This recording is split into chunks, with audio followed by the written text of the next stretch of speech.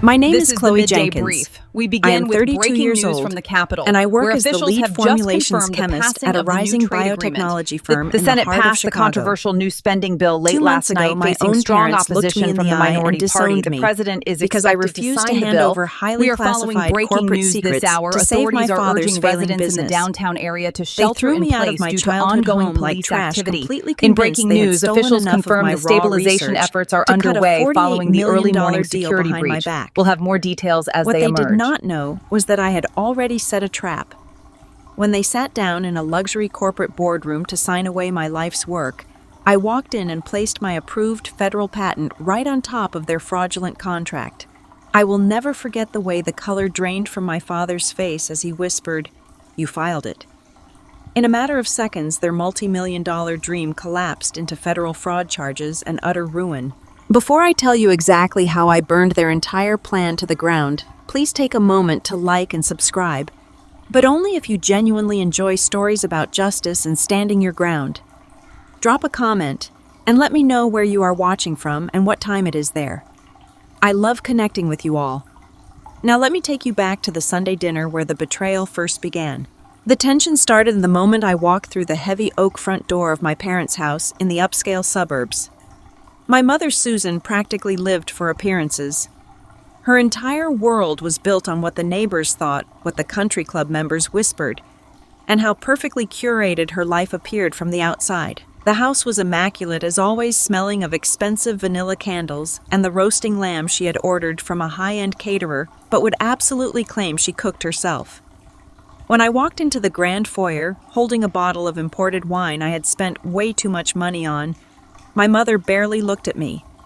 She took the bottle from my hands, glanced at the label with a tight, unimpressed smile, and set it on the hallway console table. "You are late, Chloe," she said, smoothing down the front of her perfectly pressed silk blouse. "Trent and Harper have been here for nearly half an hour." I apologized, explaining that traffic was heavy coming from the laboratory, but she was already walking away toward the living room, her heels clicking sharply against the hardwood floor. I took a deep breath, bracing myself, and followed her. The family dynamic in the Jenkins household had always been crystal clear, functioning on a strict ranking system where I was permanently at the bottom. My younger sister Harper was the undisputed golden child. She was 3 years younger than me, effortlessly loud, deeply demanding, and married to Trent, a slick business school graduate who talked entirely in corporate buzzwords and wore tailored suits that cost more than my monthly rent. While I had spent 8 grueling years clawing my way through a rigorous doctorate program in chemistry, working night shifts as a waitress to pay for my own textbooks, because my parents refused to contribute a single dime to my education, Harper had been handed a brand new luxury sedan at 16 and a fully funded communications degree that she never even used. When I finally stepped into the formal dining room, Trent was already holding court at the head of the massive mahogany table, swirling an amber glass of scotch. My father, Robert, sat next to him, leaning forward and hanging on to his every word like Trent was a prophet. My father owned a mid-sized plastics manufacturing company. It was a legacy business he had inherited from my grandfather, and lately the immense stress of running it was showing in the deep, heavy lines etched around his eyes and the gray thinning at his temples. But right now, he was beaming at his son-in-law with the kind of pride he had never once directed at me. Trent was in the middle of pitching his latest brilliant startup idea. It was some sort of digital application that supposedly revolutionized how wealthy people bought and traded luxury watches. It sounded completely unfeasible to me, a ridiculous mishmash of trendy phrases about market synergy, digital disruption, and leveraging assets. But my parents acted like he had just cured a major disease. "That is absolute genius, Trent," my father said, clapping his large hand heavily on Trent's shoulder. "You have a real mind for the future. I am telling you, you are going to be running this city in 5 years." I took my seat quietly at the far end of the table, placing my purse and my heavy laptop bag on the floor near my chair. Harper leaned over and patted Trent on the arm, flashing her brilliant, perfectly whitened smile. "Trent works so incredibly hard," she said, looking around the table to make sure we were all appropriately impressed. "He has a meeting with venture capitalists next week.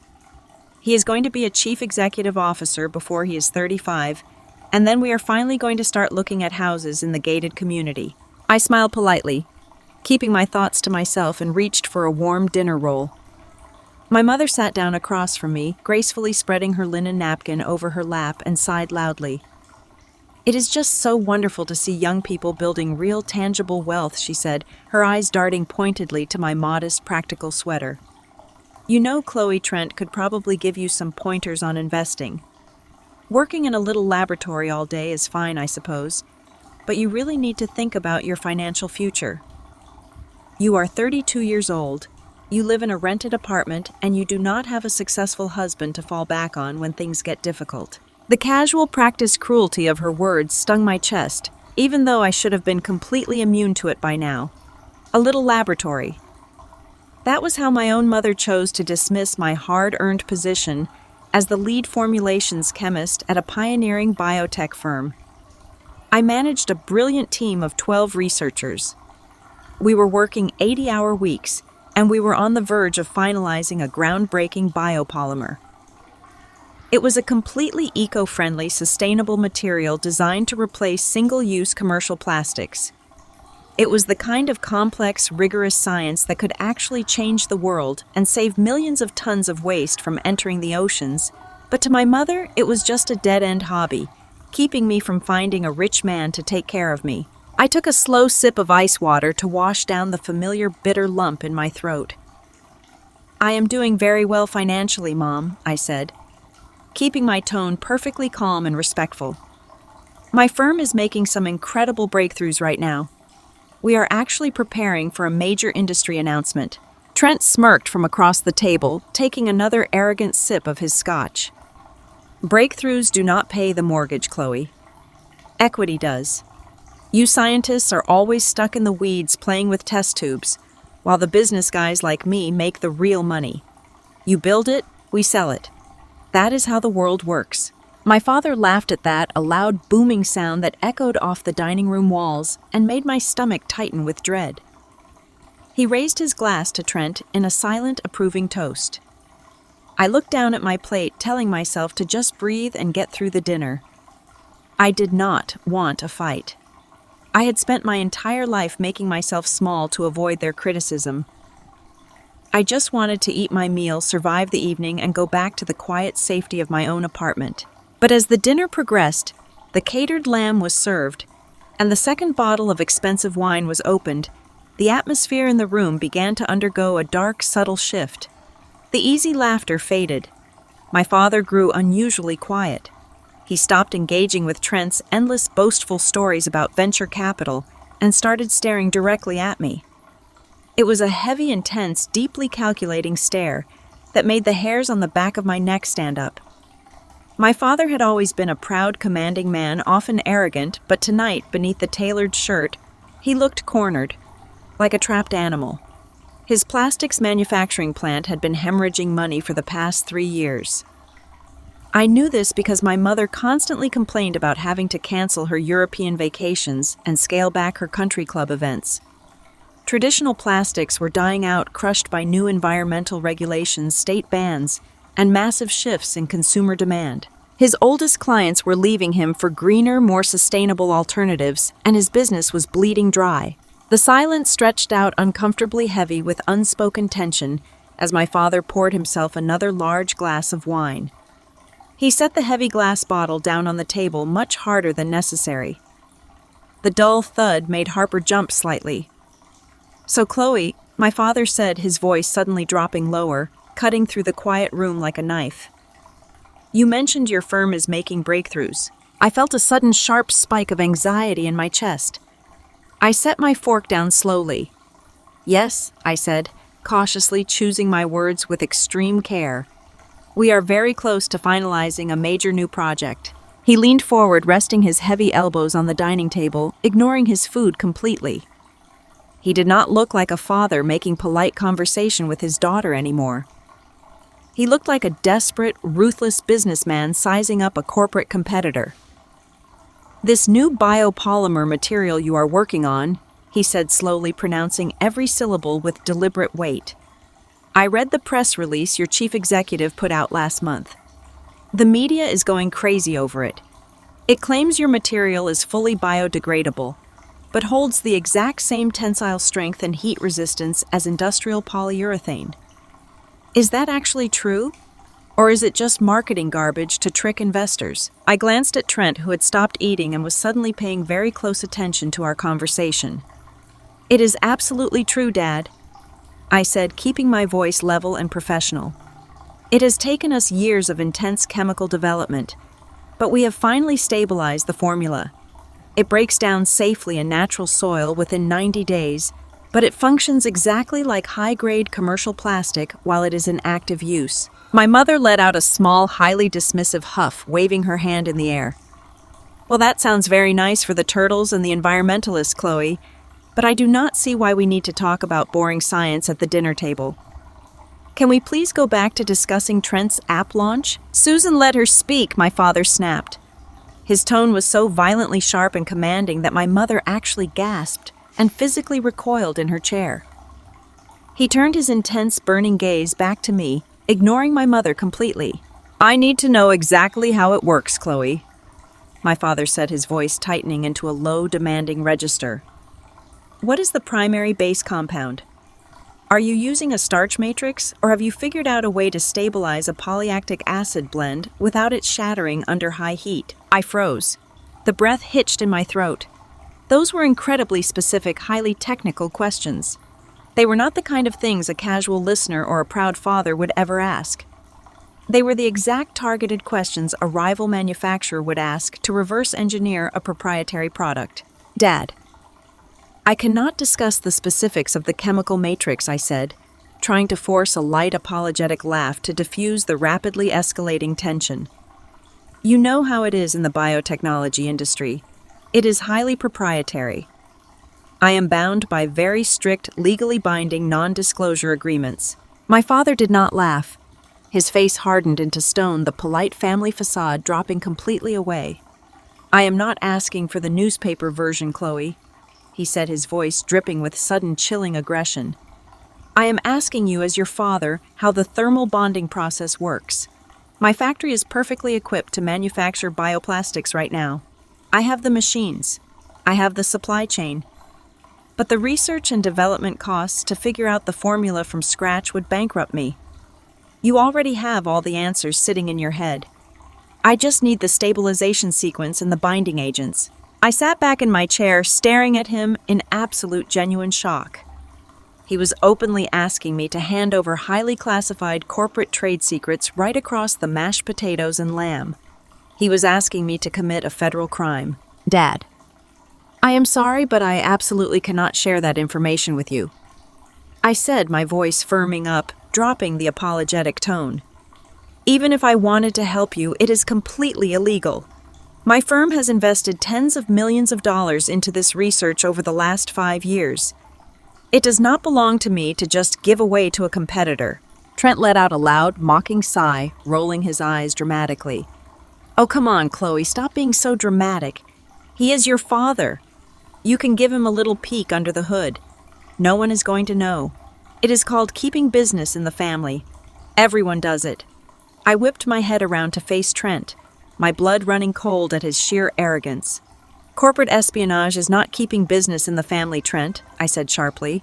It is a federal felony. I would be destroying my entire career. My sister Harper slammed her manicured hand on the table, making the crystal wine glasses rattle. Her eyes flashed with sudden vicious anger. Do not speak to my husband like that, she hissed at me. He is just trying to help Dad save the company. You are being completely unreasonable and selfish. You always do this, Chloe. You always have to make everything so difficult and act like you are better than us just because you have a degree. I looked around the table at the people who were supposed to be my family, feeling a profound sense of isolation wash over me. My mother was glaring at me with open, undeniable disgust. Harper looked ready to throw her wine glass at my face. Trent was smirking behind his napkin, clearly enjoying the chaos he was helping to fan. And my father was staring at me with a look of absolute terrifying desperation mixed with rising fury. You do not understand what is happening here, Chloe, my father said, his voice rising in volume, echoing loudly in the dining room. My company is dying. I am losing major corporate contracts every single week because clients want eco-friendly packaging and I cannot provide it. I am facing total bankruptcy. I am facing the loss of everything I have built my entire life, everything that puts food on this table and paid for the roof over your head when you were a child.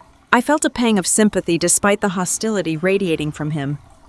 I know things are incredibly hard right now. Dad and I am so sorry you are dealing with this. But you are asking me to steal. I would lose my job. I would lose my professional license. I could literally go to federal prison. I cannot give you those formulas. It is not an option. My father stood up so fast his heavy dining chair scraped violently against the hardwood floor. He threw his cloth napkin down onto his plate. His face was flushed dark red with unhinged rage. "I am not asking you anymore, Chloe," he snarled, pointing a trembling finger directly at my face. "We are going into my study, right now. You and me are going to have a very serious conversation about loyalty, respect, and exactly what you owe this family." The walk from the dining room to my father's private study felt like walking to an execution. The heavy silence in the house was suffocating. The only sound was the rhythmic ticking of the antique grandfather clock in the hallway and the sharp thud of my father's expensive leather shoes against the floorboards. I followed him closely, carrying my heavy laptop bag over my shoulder. My heart was pounding fiercely against my ribs. The study was a room I had always feared as a child. It was his sanctuary. It smelled of aged leather, stale cigar smoke, and bitter scotch. He walked in and did not bother to turn on the main overhead lights. He only switched on the small brass desk lamp. The dim lighting cast long, harsh shadows across his face. He closed the heavy oak door behind me with a loud thud that made me jump. There was no more polite smiling. There was no more pretending we were a happy family enjoying a Sunday roast. He walked around his massive mahogany desk and leaned heavily against the edge of it. His eyes were dark, cold, and entirely calculating. He looked at me not as his oldest daughter, but as a corporate asset he desperately needed to liquidate. He did not ease into the conversation. He bluntly told me that the bank was calling in his massive business loans. He said he had maybe 3 weeks before the bankruptcy became public knowledge. His plastics manufacturing company was completely underwater. His traditional clients were abandoning him for modern, sustainable alternatives. He told me he was facing total financial ruin. He painted a pathetic picture of his imminent collapse. He needed a miracle to save his legacy, and he had decided that my confidential research was going to be that exact miracle. He demanded that I open my laptop right there in his study. He told me I was going to log into my highly secure work server and download the complete stabilization sequence for the new biopolymer. He wanted the exact chemical binding agents. He wanted the specific thermal processing times. He laid out his entire criminal plan with terrifying casualness. He said he would take my proprietary formulas and quickly patent a slight variation under a hidden shell company. He claimed nobody would ever be able to trace the stolen data back to me.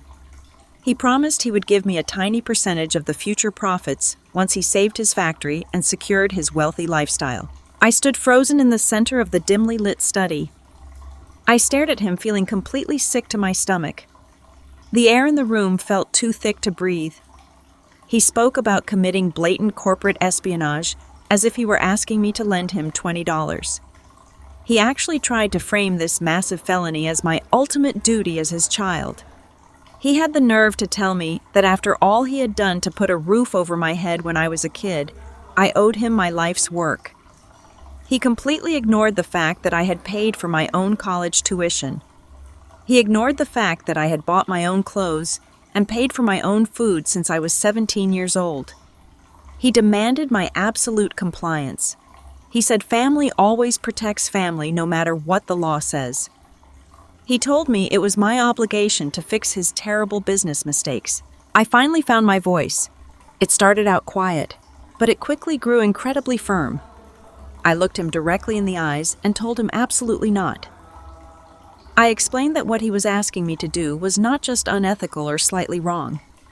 It was a massive destructive federal crime. I told him about the ironclad non-disclosure agreements I had signed when I took the position as lead chemist. I explained that my company had spent 5 years and nearly $20 million developing this specific compound.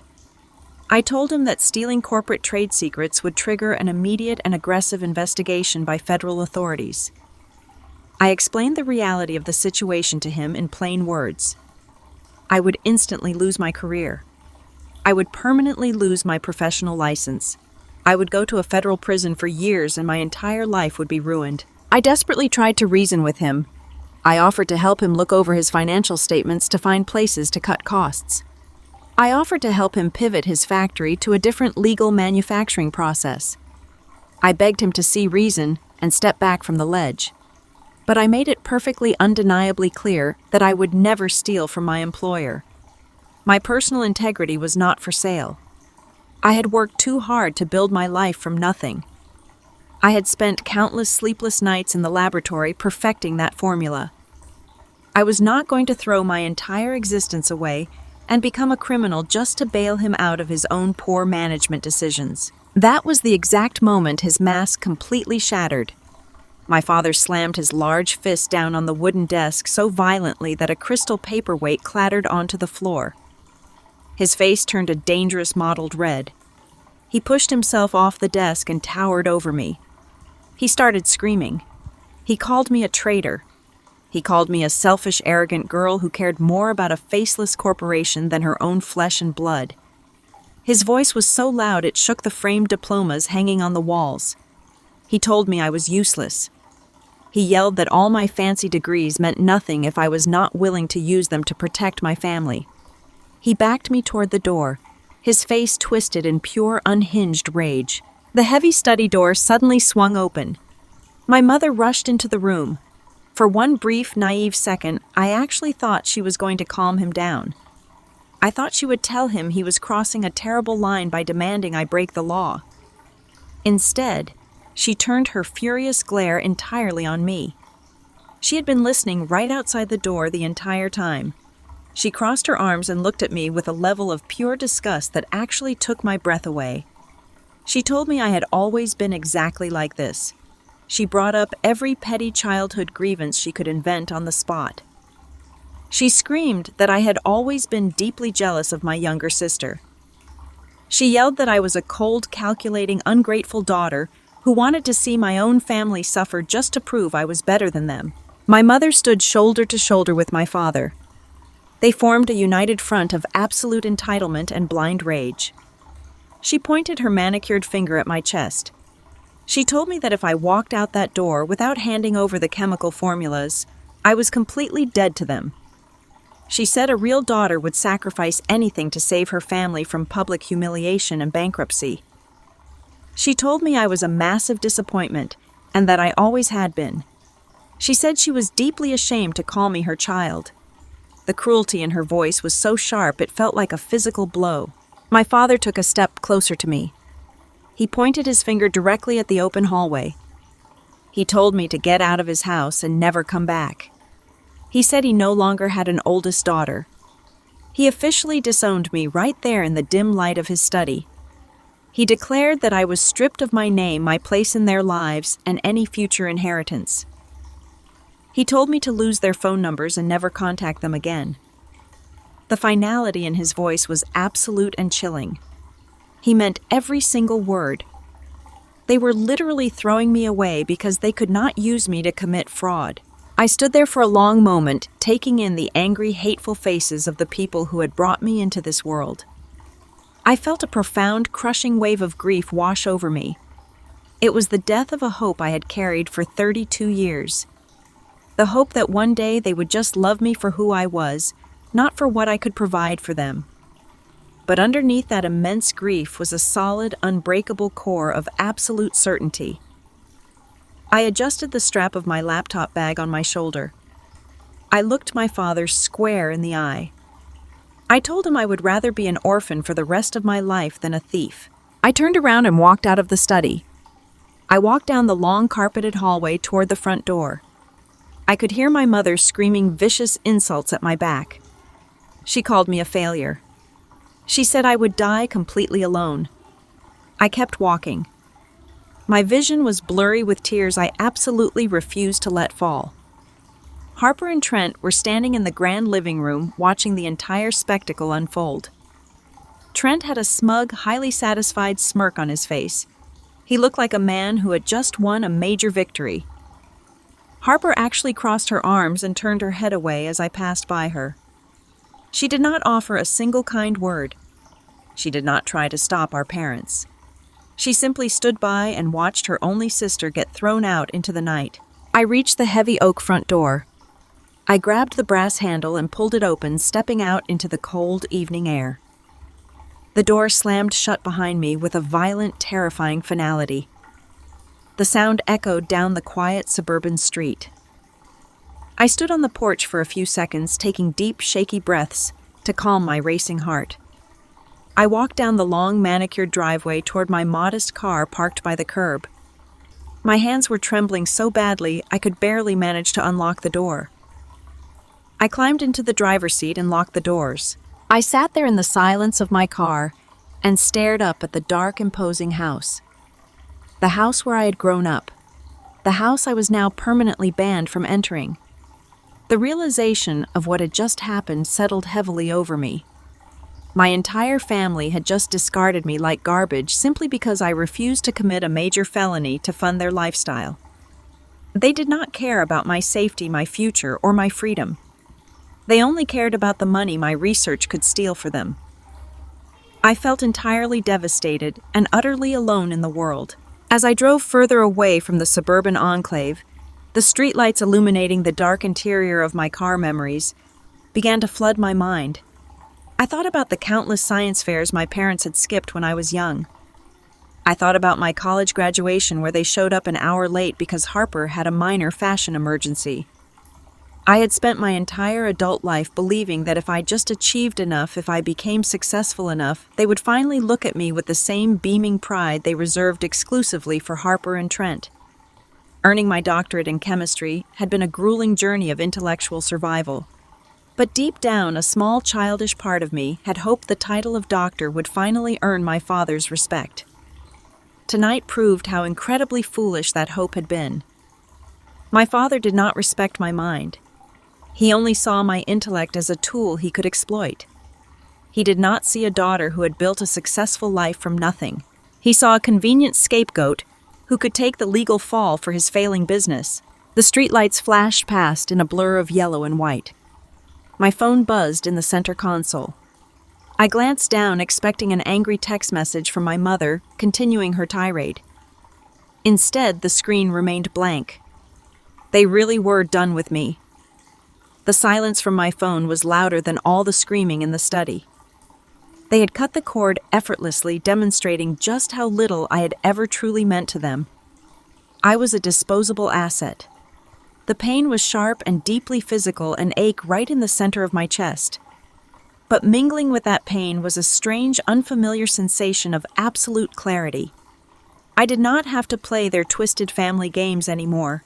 I did not have to attend those suffocating Sunday dinners and endure their thinly veiled insults. I was 32 years old, highly educated, financially independent, and completely free. I pulled into the parking garage of my apartment building. I turned off the ignition and sat in the quiet dark for a long time. I rested my forehead against the steering wheel.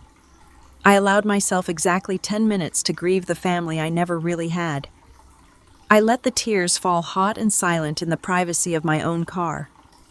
I cried for the little girl who just wanted her parents to be proud of her. I cried for the brilliant woman who had to choose between her family and her freedom. But when those 10 minutes were up, I wiped my eyes and sat up straight. I grabbed my heavy laptop bag from the passenger seat. I walked to the elevator with a renewed sense of purpose. I was going to go upstairs, make a strong cup of tea, and get back to work. I had a revolutionary biopolymer to finalize, and I was not going to let their toxic demands slow me down for a single second.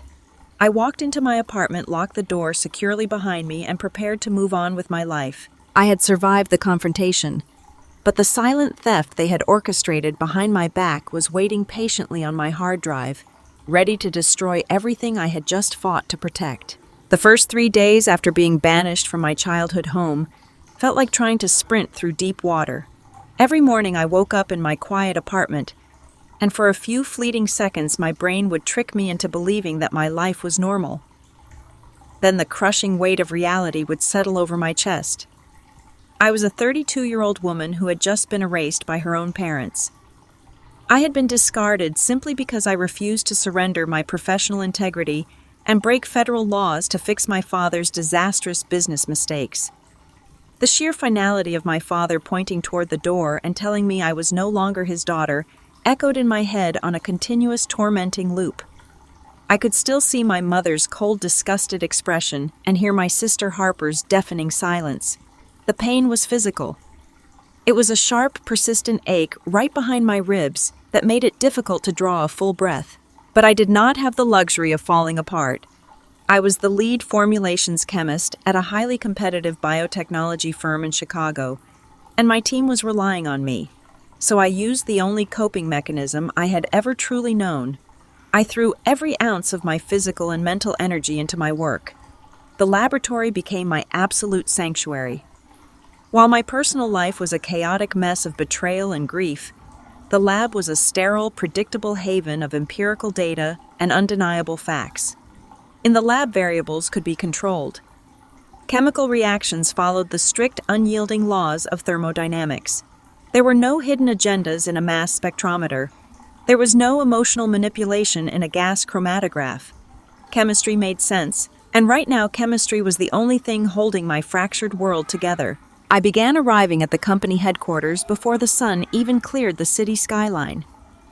I would swipe my keycard, walk through the long, quiet corridors, and immerse myself in the bright fluorescent lights of the research wing. We were in the final, most critical stages of stabilizing our revolutionary biopolymer. It was an incredibly complex matrix designed to mimic the exact durability of commercial plastics while maintaining the ability to completely biodegrade in natural soil. I spent 12 to 14 hours a day hunched over workstations running stress tests, adjusting thermal thresholds, and analyzing molecular degradation patterns. My colleagues noticed my sudden intense hyperfocus. My CEO, David Sterling, even stopped by my bench on Wednesday afternoon to ask if I was getting enough sleep, noting the dark, heavy circles forming under my eyes. I simply offered him a polite, practiced smile and told him I was just determined to get the final structural integrity numbers perfect for the upcoming product launch. I did not tell him that if I stopped working for even a minute, the devastating grief of losing my entire family would completely swallow me whole. By Thursday evening, the laboratory was mostly deserted. Only a few junior technicians remained working on low-priority assays in the adjacent rooms. I was sitting alone at my primary workstation, rubbing my tired eyes, and trying to push through the lingering headache that had been following me since Sunday. I needed to run a comprehensive diagnostic and compliance scan on my personal laptop.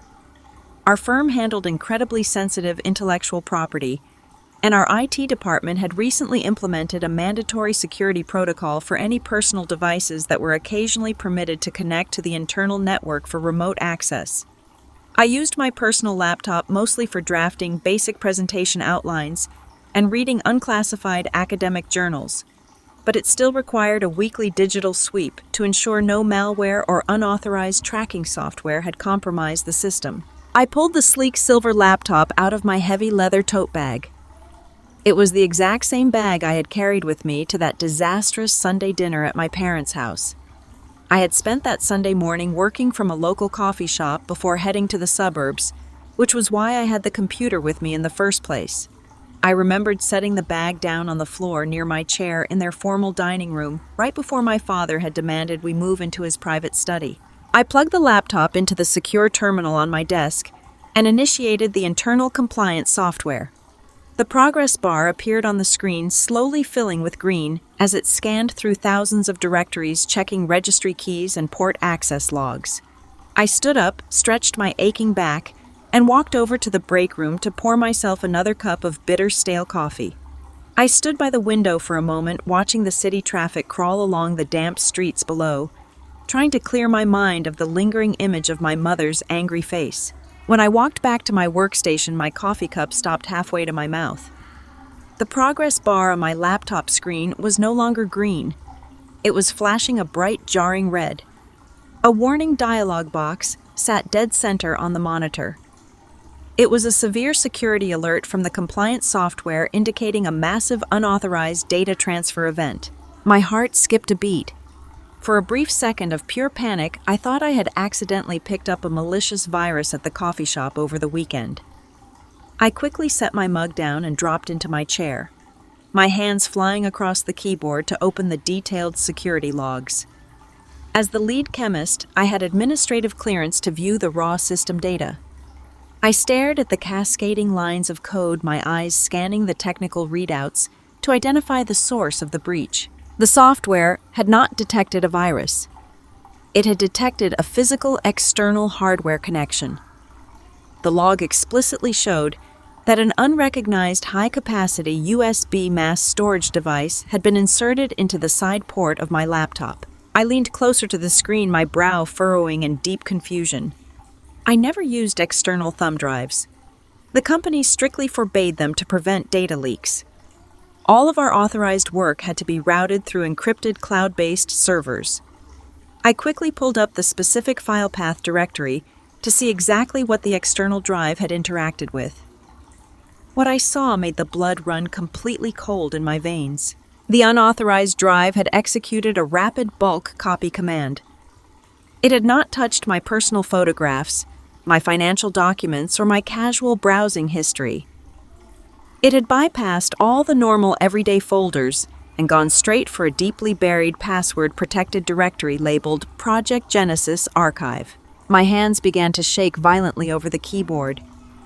Project Genesis was the internal code name for the biopolymer. The folder that had been targeted did not contain the final stabilized formula we were using now.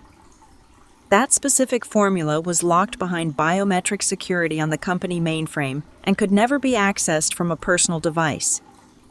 But the archive folder on my laptop contained something almost as dangerous. It held nearly 4 years of my early foundational research. It contained thousands of pages of my raw, unencrypted notes, Phase 1, chemical matrix theories, failed experimental readouts, and the initial stabilization sequences that eventually led to our current breakthrough. It was the complete foundational roadmap to creating the biopolymer. Anyone with enough money and a competent team of industrial chemists could use those raw notes to reverse engineer our entire project, saving themselves years of expensive trial and error. Someone had deliberately bypassed my basic laptop password and copied every single piece of raw data I had ever compiled. Panic seized my throat. I felt like the floor was dropping out from under me. I scrambled to check the exact timestamp of the data transfer. I needed to know when the breach had occurred. Was my apartment broken into? Did someone snatch my bag at the coffee shop when I was not looking? I highlighted the specific code line and expanded the event properties. The screen displayed the exact date and time the unauthorized USB drive was inserted and the data extraction was completed. Sunday, 7:42 in the evening. The transfer completed at 7:58. I stared at those specific numbers until they burned into my retinas. 7:42. My mind snapped violently back to the events of that evening. I was not at a coffee shop at 7:42. I was not in my apartment. At 7:42 on Sunday evening, I was standing in the dim, stale light of my father's private study. That was the exact minute my father had slammed his fist on his mahogany desk and started screaming at me. That was the exact moment he had cornered me aggressively, demanding I hand over the chemical formulas to save his failing plastics company. I had been trapped in that study for exactly 20 minutes, enduring his rage and my mother's vicious insults. From 7:42 until 7:58, the realization hit me with the devastating force of a freight train. It was a physical blow that knocked the wind completely out of my lungs. I fell back against my chair, covering my mouth with my trembling hands as the horrific pieces of the puzzle aggressively slammed into place. I had left my heavy leather laptop bag sitting on the floor in the formal dining room. I had left it right next to my chair when my father ordered me into his office. Harper and Trent had stayed behind in the dining room. Trent, The slick, arrogant business school graduate who talked endlessly about market synergy and venture capital. The man who had smirked behind his napkin and mocked me for playing with test tubes, while guys like him made the real money. Trent had proudly claimed that scientists build things so businessmen can sell them. My father's explosive, unhinged argument in the study was not a spontaneous tantrum born of desperation. It was a calculated, deliberate distraction. It was a decoy. The entire confrontation had been violently orchestrated to pull me out of the dining room and keep me completely occupied and emotionally devastated behind closed doors. While my father was screaming at me about family loyalty and threatening to disown me, Trent had casually unzipped my bag in the other room. Trent had pulled out my laptop, bypassed my basic password screen, inserted a high-speed flash drive, and systematically stolen 4 years of my agonizing, grueling research. They did not just kick me out of the family because I refused to help them. They kicked me out because the theft was already complete. The dramatic, cruel disowning was the perfect clean getaway. By severing all ties with me and aggressively banning me from the house, they ensured I would never come around asking questions. They made sure I would be so completely consumed by the profound grief of losing my parents that I would never even think to check my digital security logs. They had manufactured a massive theatrical family explosion to cover up a highly coordinated multi-million-dollar corporate heist. I sat alone in the quiet hum of the laboratory, the red warning light from my laptop screen reflecting in my wide, horrified eyes. The sheer scale of their betrayal defied all logic. My own father had not just asked me to break the law. When I refused, he had actively conspired with his golden child's husband to rob me blind. My mother had participated in the psychological torture, distracting me with cruel, deeply personal attacks about my worth as a daughter, all while my life's work was being quietly siphoned onto a cheap piece of plastic hardware in the next room. A profound, icy rage began to radiate outward from the center of my chest, completely replacing the heavy, suffocating grief that had been drowning me for the past 3 days. I had spent my entire life trying to earn the love and respect of people who viewed me as nothing more than an exploitable resource. They thought I was just a naive, socially awkward scientist who would cry into her pillow and eventually accept her pathetic fate. They truly believed they could steal the intellectual property of a major biotechnology firm, rip off my life's work, and simply walk away with a fortune while leaving me entirely broken in their wake. They thought I was weak. I reached out with perfectly steady hands and carefully exported the complete security diagnostic capturing every single encrypted timestamp, every digital footprint, and every specific detail of the unauthorized hardware connection. I saved the evidence to a secure partitioned sector of the company mainframe. I closed my laptop and slid it safely back into my bag. I was not the helpless, desperate daughter begging for their approval anymore. I was the lead formulations chemist of a multi-million-dollar enterprise, and they had just committed federal corporate espionage against my firm. They thought they had secured a flawless, undetectable victory. They had absolutely no idea the level of devastation I was about to unleash on their perfect, greedy little world. I did not call the local police department that night to file a basic theft report. I did not drive recklessly back to the affluent suburbs, march up to my parents' perfectly pristine front porch, and demand a tearful explanation for how my own flesh and blood could commit such a monstrous violation. The old version of me might have done exactly that. The desperate people-pleasing daughter who still foolishly craved their validation might have begged to know why she was never enough. But that naive woman completely died the moment I saw the blinking red security alert on my computer screen. In her place, the seasoned, highly trained scientist fully took over. In the precise world of advanced chemistry, when a volatile reaction suddenly spirals out of control, you do not panic or lash out blindly. You isolate the unknown variables, you completely contain the immediate damage, and you meticulously analyze the residual evidence. I needed raw, undeniable data before I made a single, definitive move against the people who had just discarded me. Instead of giving into a blinding, destructive rage, I shifted my mind into a state of absolute analytical precision. I needed an external expert, someone who routinely navigated the dark, murky waters of corporate theft and digital espionage without asking unnecessary questions.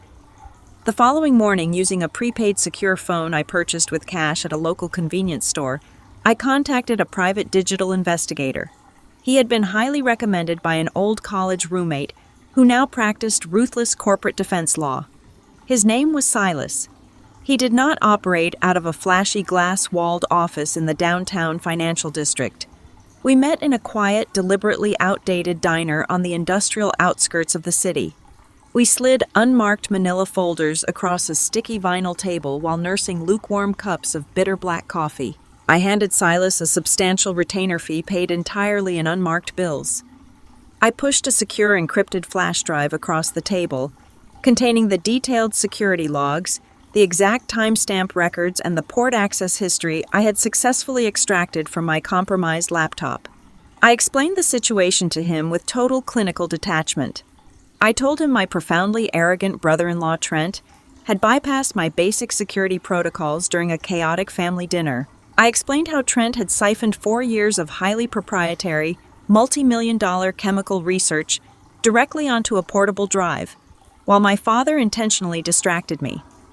I needed to know exactly where that stolen data went, who Trent was currently talking to, and what kind of corporate infrastructure he was attempting to build with my intellectual property. Silas was a hardened man of very few words. He simply nodded, pocketed the drive, and told me to give him 48 uninterrupted hours to track the digital footprint. Those 48 hours were the most excruciatingly tense days of my entire adult life. I continued going to the laboratory as if nothing had changed. I smiled politely at my dedicated research team. I pored over my current fully secured formulas, acting exactly as though my entire world had not just been quietly detonated by the people who raised me. I had to fiercely compartmentalize the profound trauma of my parents' betrayal, locking it away in a dark, silent corner of my mind just so I could function professionally. When Silas finally called my secure line on a rainy Saturday afternoon, his voice carried a grim, heavy seriousness that immediately made the hair on my arms stand up. He asked me to meet him back at the exact same industrial diner. When I slid into the cracked leather booth across from him, he did not waste a single second with polite pleasantries. He opened his scuffed leather briefcase and laid a thick, heavy stack of freshly printed corporate filings, email transcripts, and glossy pitch decks directly onto the table. Trent and my father had not just stolen my notes to tinker quietly in some dusty suburban garage. They had executed a highly sophisticated, deeply premeditated corporate maneuver. They had officially incorporated a shadow company in Delaware, a state absolutely notorious for shielding corporate ownership details and providing maximum legal anonymity for founders. The legal entity was registered under the sleek, highly professional-sounding name of Novaplast Solutions. I picked up the beautifully formatted executive summary Silas had managed to unearth from a careless venture capital back channel. It was an absolute masterclass in corporate fiction and staggering ego. Right there on the second page of the glossy brochure, Trent was officially listed as the brilliant founder and the sole lead developmental scientist. My father was proudly named as the primary financial backer and the exclusive manufacturing partner. They had systematically taken my sweat, my tears, my grueling late nights in the laboratory, and my countless failed experiments, and they had simply slapped Trent's arrogant, completely unearned name right over my own. The sheer audacity of the document was breathtaking. Trent, a man whose only real measurable talent was wearing expensive tailored suits and utilizing meaningless business buzzwords to intimidate people, was genuinely claiming to have single-handedly invented a revolutionary biopolymer in his spare time. He had spun a massive, incredibly elaborate lie portraying himself to the corporate world as a self-taught environmental visionary. But the absolute worst part, the devastating detail that made the blood freeze completely solid in my veins, was the targeted acquisition file Silas had flagged with a yellow sticky note. Silas had successfully tracked a massive web of digital communications between Novaplast Solutions and the Senior Acquisitions Board of Vanguard Corporation. Vanguard was a massive global packaging conglomerate with a notoriously terrible environmental record and exceptionally deep pockets. They were desperately and aggressively looking to acquire green technology to completely overhaul their failing public image and secure future lucrative government contracts. Trent and my father had completely bypassed the lower-level regional managers. They had presented a highly polished, incredibly aggressive pitch deck directly to the top executive officers at Vanguard. That specific pitch heavily featured my stolen raw data. It utilized my exact chemical charts, my complex molecular diagrams, and my early structural integrity graphs as undeniable proof of concept. They had successfully convinced a room full of powerful executives that their little shell company was sitting on the most lucrative environmental breakthrough of the entire decade. They were currently in the late final stages of negotiating a complete unconditional buyout of Novoplast Solutions. I slowly turned the page of the dossier and stared down at the preliminary financial term sheet. The total purchase price, written in bold black ink across the bottom of the page, was a staggering $48 million. I sat perfectly still in the diner booth, the air completely knocked out of my lungs. $48 million. Silas quietly tapped a secondary document showing me the projected distribution of the funds. Trent had legally arranged to pocket $20 million directly for his supposed scientific genius. My father was slated to receive $15 million to allegedly transition his failing factory, though internal emails showed he fully planned to declare bankruptcy anyway, and use the payout to purchase a luxury yacht and a retirement estate. The remaining funds were structured into trust accounts for my mother and Harper. They were all going to become incredibly obscenely wealthy using the exact intellect they had relentlessly mocked me for possessing. Suddenly, every single confusing, painful piece of the horrific puzzle clicked together with terrifying clarity. The dramatic, explosive fight in my father's private study had absolutely nothing to do with saving his failing traditional plastics plant. That entire narrative was just a convenient, highly calculated, emotionally manipulative cover story, designed solely to put me on the defensive. He never actually wanted me to voluntarily hand over the formulas. He fully knew my professional integrity would force me to refuse his ridiculous demands.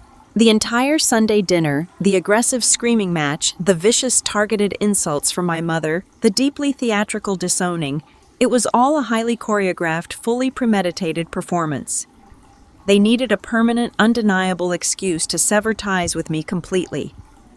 They needed me completely isolated, emotionally traumatized, and aggressively banned from their daily lives before the massive Vanguard deal actually went through. If I was still in this picture, still attending those suffocating weekly Sunday dinners and participating in the family group chats, I would inevitably find out about their sudden massive financial windfall. I would see the brand new luxury cars, the extravagant European vacations, the immediate and suspicious lifestyle upgrades.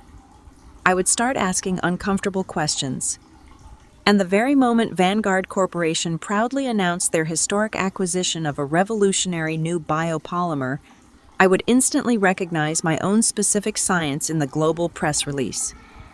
By intentionally blowing up our relationship and completely disowning me, my parents had built a massive, impenetrable psychological firewall to protect their stolen fortune.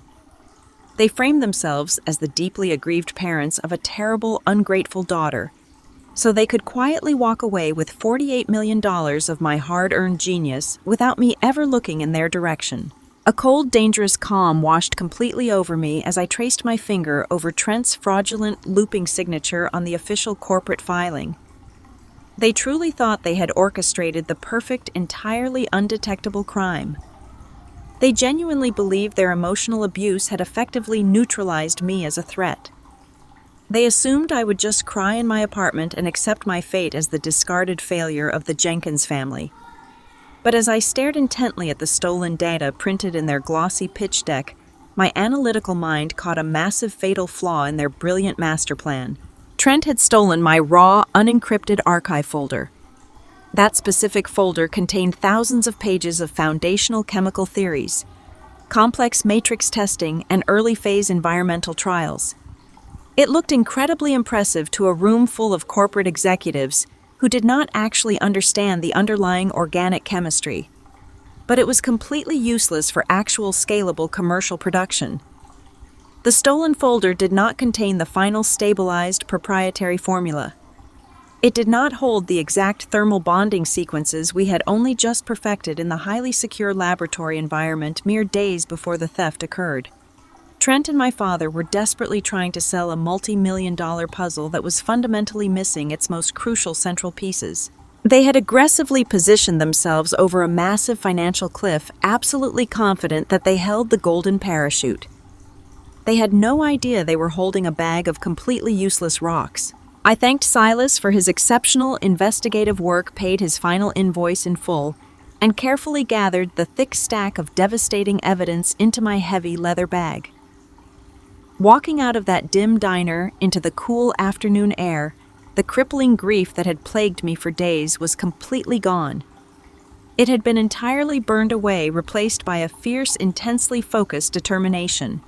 My biological family had coldly calculated my value, decided I was worth discarding, and attempted to rob me of my life's greatest professional achievement. They had ruthlessly underestimated my intelligence, my resilience, and my overwhelming capacity to fight back. I was not going to shed another tear over people who viewed me merely as collateral damage in their pursuit of wealth. I was going to systematically and thoroughly dismantle their entire fraudulent empire. I was going to let them walk right into the lavish boardroom with Vanguard Corporation completely blinded by their own arrogant greed and staggering hubris. And then I was going to use the undeniable crushing power of federal law to pull the ground straight out from under their feet. The real game was just beginning, and I held the only winning hand. Monday morning came with a brutal, relentless rain that matched the heavy storm raging inside my chest. I sat in my car in the corporate parking garage for a full 20 minutes, just staring at the steering wheel. My hands were gripping the leather so tightly my knuckles had turned completely white. Inside my heavy tote bag was the encrypted flash drive containing the private investigator's complete report. It held the undeniable proof that my own father and my sister Harper's arrogant husband Trent had stolen our highly classified biopolymer research. I was about to walk into the executive suite of a multi-million-dollar biotechnology firm and confess to a massive security breach. I fully expected this morning to be the absolute end of my professional life. I expected to be fired immediately. I expected security guards to pack my personal items into a cardboard box and escort me out of the building. I was terrified, but I knew I had to tell the truth. I grabbed my bag, locked my car, and walked toward the glass doors of the main lobby like a woman walking to the gallows. The elevator ride to the executive floor felt like an eternity. The door slid open to reveal the pristine, ultra-modern reception area. I walked straight past the front desk and headed directly for the office of our Chief Executive Officer, David Sterling. David was a formidable man in his late 50s. He had built this company from a tiny startup into a major industry player through sheer force of will and an uncompromising standard of ethics. He demanded absolute perfection from his team, and I had just brought a catastrophic vulnerability right to his doorstep. I knocked gently on his heavy glass door. He looked up from a stack of quarterly reports, his sharp eyes immediately registering the pale, defeated look on my face. He told me to come in and sit down. I did not sit. I stood rigidly in front of his massive desk, unzipped my bag, and pulled out the manila folder and the flash drive. I placed them squarely on his immaculate desk. I took a deep breath, forcing my voice to remain perfectly steady, and I told him absolutely everything. I told David about the disastrous Sunday dinner. I told him how my father had cornered me in his dark study and aggressively demanded I hand over the chemical formulas to save his failing plastics manufacturing business. I explained how I had firmly refused citing my non-disclosure agreements and my loyalty to the firm. Then, my voice finally cracking just a fraction, I explained the decoy. I told him how my father and my mother had systematically screamed at me, humiliated me, and officially disowned me as a deliberate distraction while Trent slipped into the dining room and plugged an unauthorized storage drive into my personal laptop. I confessed that my raw research files had been compromised. I stood there bracing myself for his inevitable rage. I waited for him to shout to demand my security badge to call the police on me for negligence. Instead, David Sterling leaned back in his large leather chair and let out a long, heavy sigh. He did not look angry at me. He looked profoundly, deeply sad for me. Chloe. David said, his voice dropping into a low, comforting register that I had never heard him use before. Please sit down.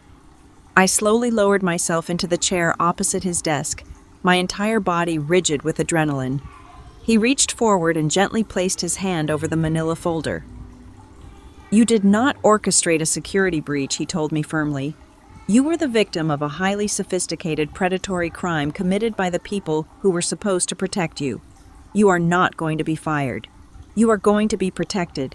The sheer, overwhelming relief that washed over me was so intense it actually made me dizzy. For the past 24 hours, I had believed I was entirely alone in this nightmare. Now the chief executive of my company was looking at me not as a liability, but as a valued member of his team who had just survived a terrible trauma. But David was not just a compassionate boss. He was a ruthless corporate strategist.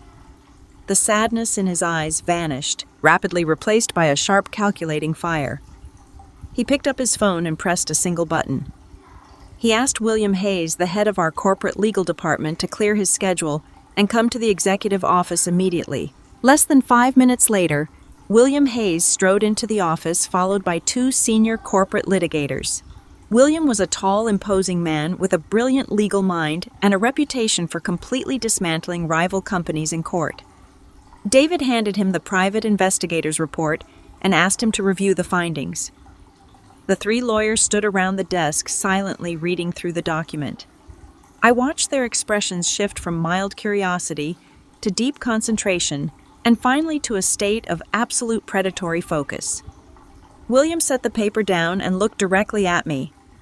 He asked me to explain the exact nature of the data that Trent had managed to download from my archive folder. I took a steadying breath and shifted my brain back into analytical science mode. I explained that the stolen folder contained my early phase research. It held thousands of pages of raw data, initial matrix theories, structural integrity graphs, and years of failed experimental readouts. I told them that Trent and my father had used this raw data to form a shell company and were currently pitching it to Vanguard Corporation for $48 million. William narrowed his eyes, zeroing in on the specific details like a hawk spotting prey. Chloe, he said carefully, you called it early phase research. Does that stolen folder contain the final stabilized thermal bonding sequence you cracked last week in the main laboratory? I shook my head immediately. I explained that the final successful stabilization sequence was never stored on my personal laptop. It was far too sensitive. That specific formula was locked behind layers of biometric security on the primary laboratory server. Trent had stolen the entire foundation of the house, but he did not have the roof, the walls, or the keys to the front door. He had a massive collection of extremely complicated chemistry that ultimately led to a dead end without the final proprietary binding agent. A thick, heavy silence fell over the executive office as the legal team processed this crucial piece of information. Then slowly, a cold, calculating smile spread across William Hayes' face. He looked at David, and David smiled back. It was the look of 2 powerful men who had just realized their enemies had handed them the exact weapon needed to destroy them. If we file a civil lawsuit against your family right now, William explained, pacing slowly in front of the window, we enter a messy, drawn-out legal battle. Trent will hire a smooth defense attorney. He will claim he accidentally copied the files, or he will construct a lie saying you willingly gave them to him as a family favor. Your father will back up that lie. It will become a classic, she said, dispute over digital property. The courts could freeze our legitimate product launch for years while we untangle the mess. I felt a cold knot form in my stomach at the thought of a prolonged legal war against my own parents. I did not want to spend the next 5 years sitting in sterile courtrooms listening to my mother character assassinate me in front of a judge. I asked William what other option we had. His smile widened. We do not sue them, he said smoothly. Not yet. Instead, we pull the absolute ultimate power move. We are going to let them keep digging their own grave until it is far too deep for them to ever climb out. William laid out a legal strategy that was so brilliant and so devastating it left me completely speechless. The legal department was not going to send a cease and desist letter. They were not going to alert Vanguard Corporation immediately. Instead, they were going to file a massively expedited ironclad federal patent for the completed, fully stabilized biopolymer. Because we possessed the final missing piece of the chemical sequence, our patent application would be undeniable. And the most beautiful part of the plan was that the company was going to list me, Chloe Jenkins, as the primary lead inventor on the official federal registry. We were going to establish irrefutable, unshakable, government-verified ownership of the intellectual property. By the time Trent and my father finished popping champagne and celebrating their stolen victory, the federal government would have already handed me the absolute legal rights to the exact product they were trying to sell. The sheer magnitude of what William was proposing washed over me in waves. My family had explicitly told me I was not special. My father had declared there was no return on investment with me. My mother had mocked my career as a waste of time in a little laboratory. Now a multi-million-dollar biotechnology firm was going to mobilize its entire massive legal department to federally cement my name into the history books as a pioneering inventor. They were backing me with the full weight of their corporate empire. I looked at David Sterling. I asked him if he was truly willing to risk the company resources on this strategy.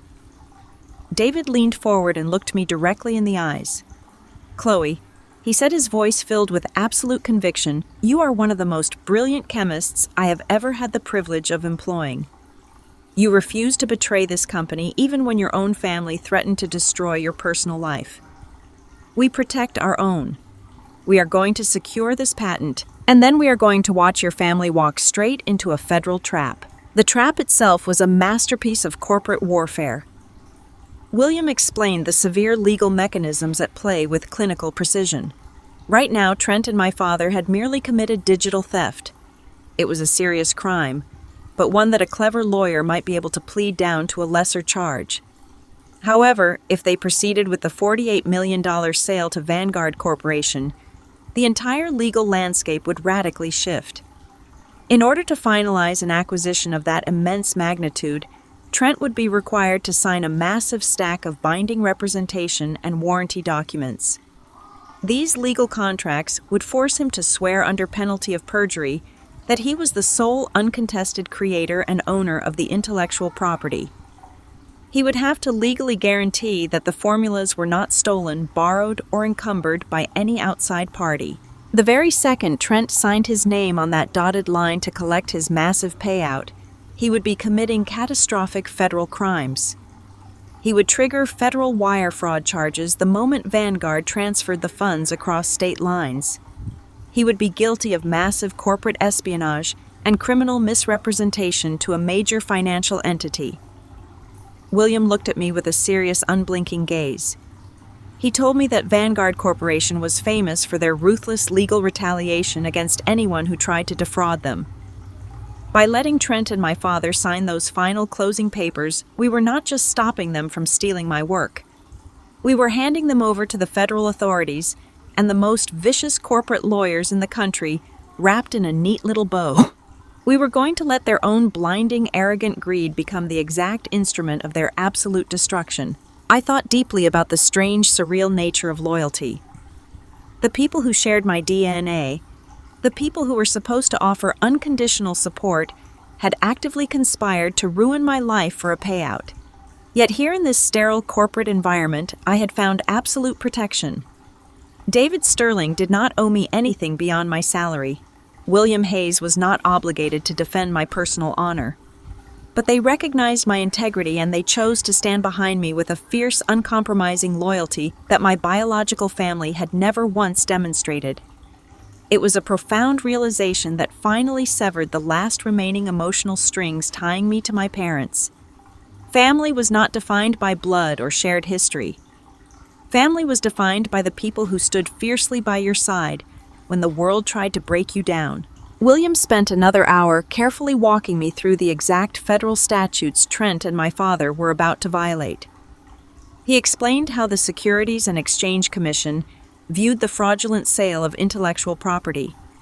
He described the mandatory minimum sentencing guidelines for wire fraud exceeding $10 million. He painted a brutally clear picture of the sheer legal destruction heading their way. They were not just risking a simple fine or a slap on the wrist. They were actively risking decades in a federal penitentiary. They were risking the total forfeiture of all their personal assets. My father's house, his cars, his failing factory, everything he owned could potentially be seized to pay restitution to Vanguard Corporation once the fraud was exposed. They had let their blind, insatiable greed override any basic sense of self-preservation. But to make this flawless strategy work, William cautioned, I had to do the hardest thing imaginable. I had to do absolutely nothing. I had to become a ghost. I was strictly instructed not to block my mother's phone number. I was forbidden from sending an angry text message to my sister Harper. I could not confront my father or demand an apology. If I showed any sign that I knew about the corporate theft, Trent might panic, realize he had been caught, and cancel the Vanguard deal before he officially committed the major federal felonies. I had to perfectly play the role my family had assigned to me. I had to be the broken, defeated, discarded daughter who was too devastated by their emotional abuse to fight back. I had to let them believe that their cruel psychological manipulation had worked perfectly. I had to let them think they were invincible. I sat in that high-rise executive office surrounded by powerful men who were actively turning my greatest trauma into an impenetrable shield, and I felt a profound transformation taking place inside my own mind. For my entire life, I had lived in a constant state of anxiety, desperately trying to please a mother who found me inadequate, and a father who only valued what he could extract from me. I had cowered in the shadows of my golden child sister, accepting the narrative that I was simply not enough. But as I listened to the legal team outline the final devastating steps of the sting operation, that frightened little girl completely disappeared. She was replaced by a woman holding a deeply lethal secret. I agreed to the plan without a single moment of hesitation. I promised William and David that I would maintain absolute radio silence. I would return to my apartment every night, order takeout, and live my life exactly as a grieving, disowned child would. I would let my mother send her passive-aggressive text messages without ever typing a single reply. I would let Harper post her ridiculous, arrogant photos on social media about their impending generational wealth. I would let Trent parade around the city in his expensive suits, playing the role of the visionary tech genius. I would swallow the bile in my throat and let them build their glorious multi-million-dollar house of cards as high as they possibly could. Because I knew the higher they built it, the harder the impact would be when I finally kicked the foundation out from under them. Over the next 3 weeks, the legal department worked at a blistering pace. They filed the expedited patent paperwork locking down every single molecular structure, every thermal stabilization chart, and every proprietary bonding agent under my name and the company banner. Meanwhile, I sat at my desk in the laboratory, doing my work with a quiet, burning intensity. The emotional fallout of being disowned no longer felt like a crushing weight. It felt like a countdown clock.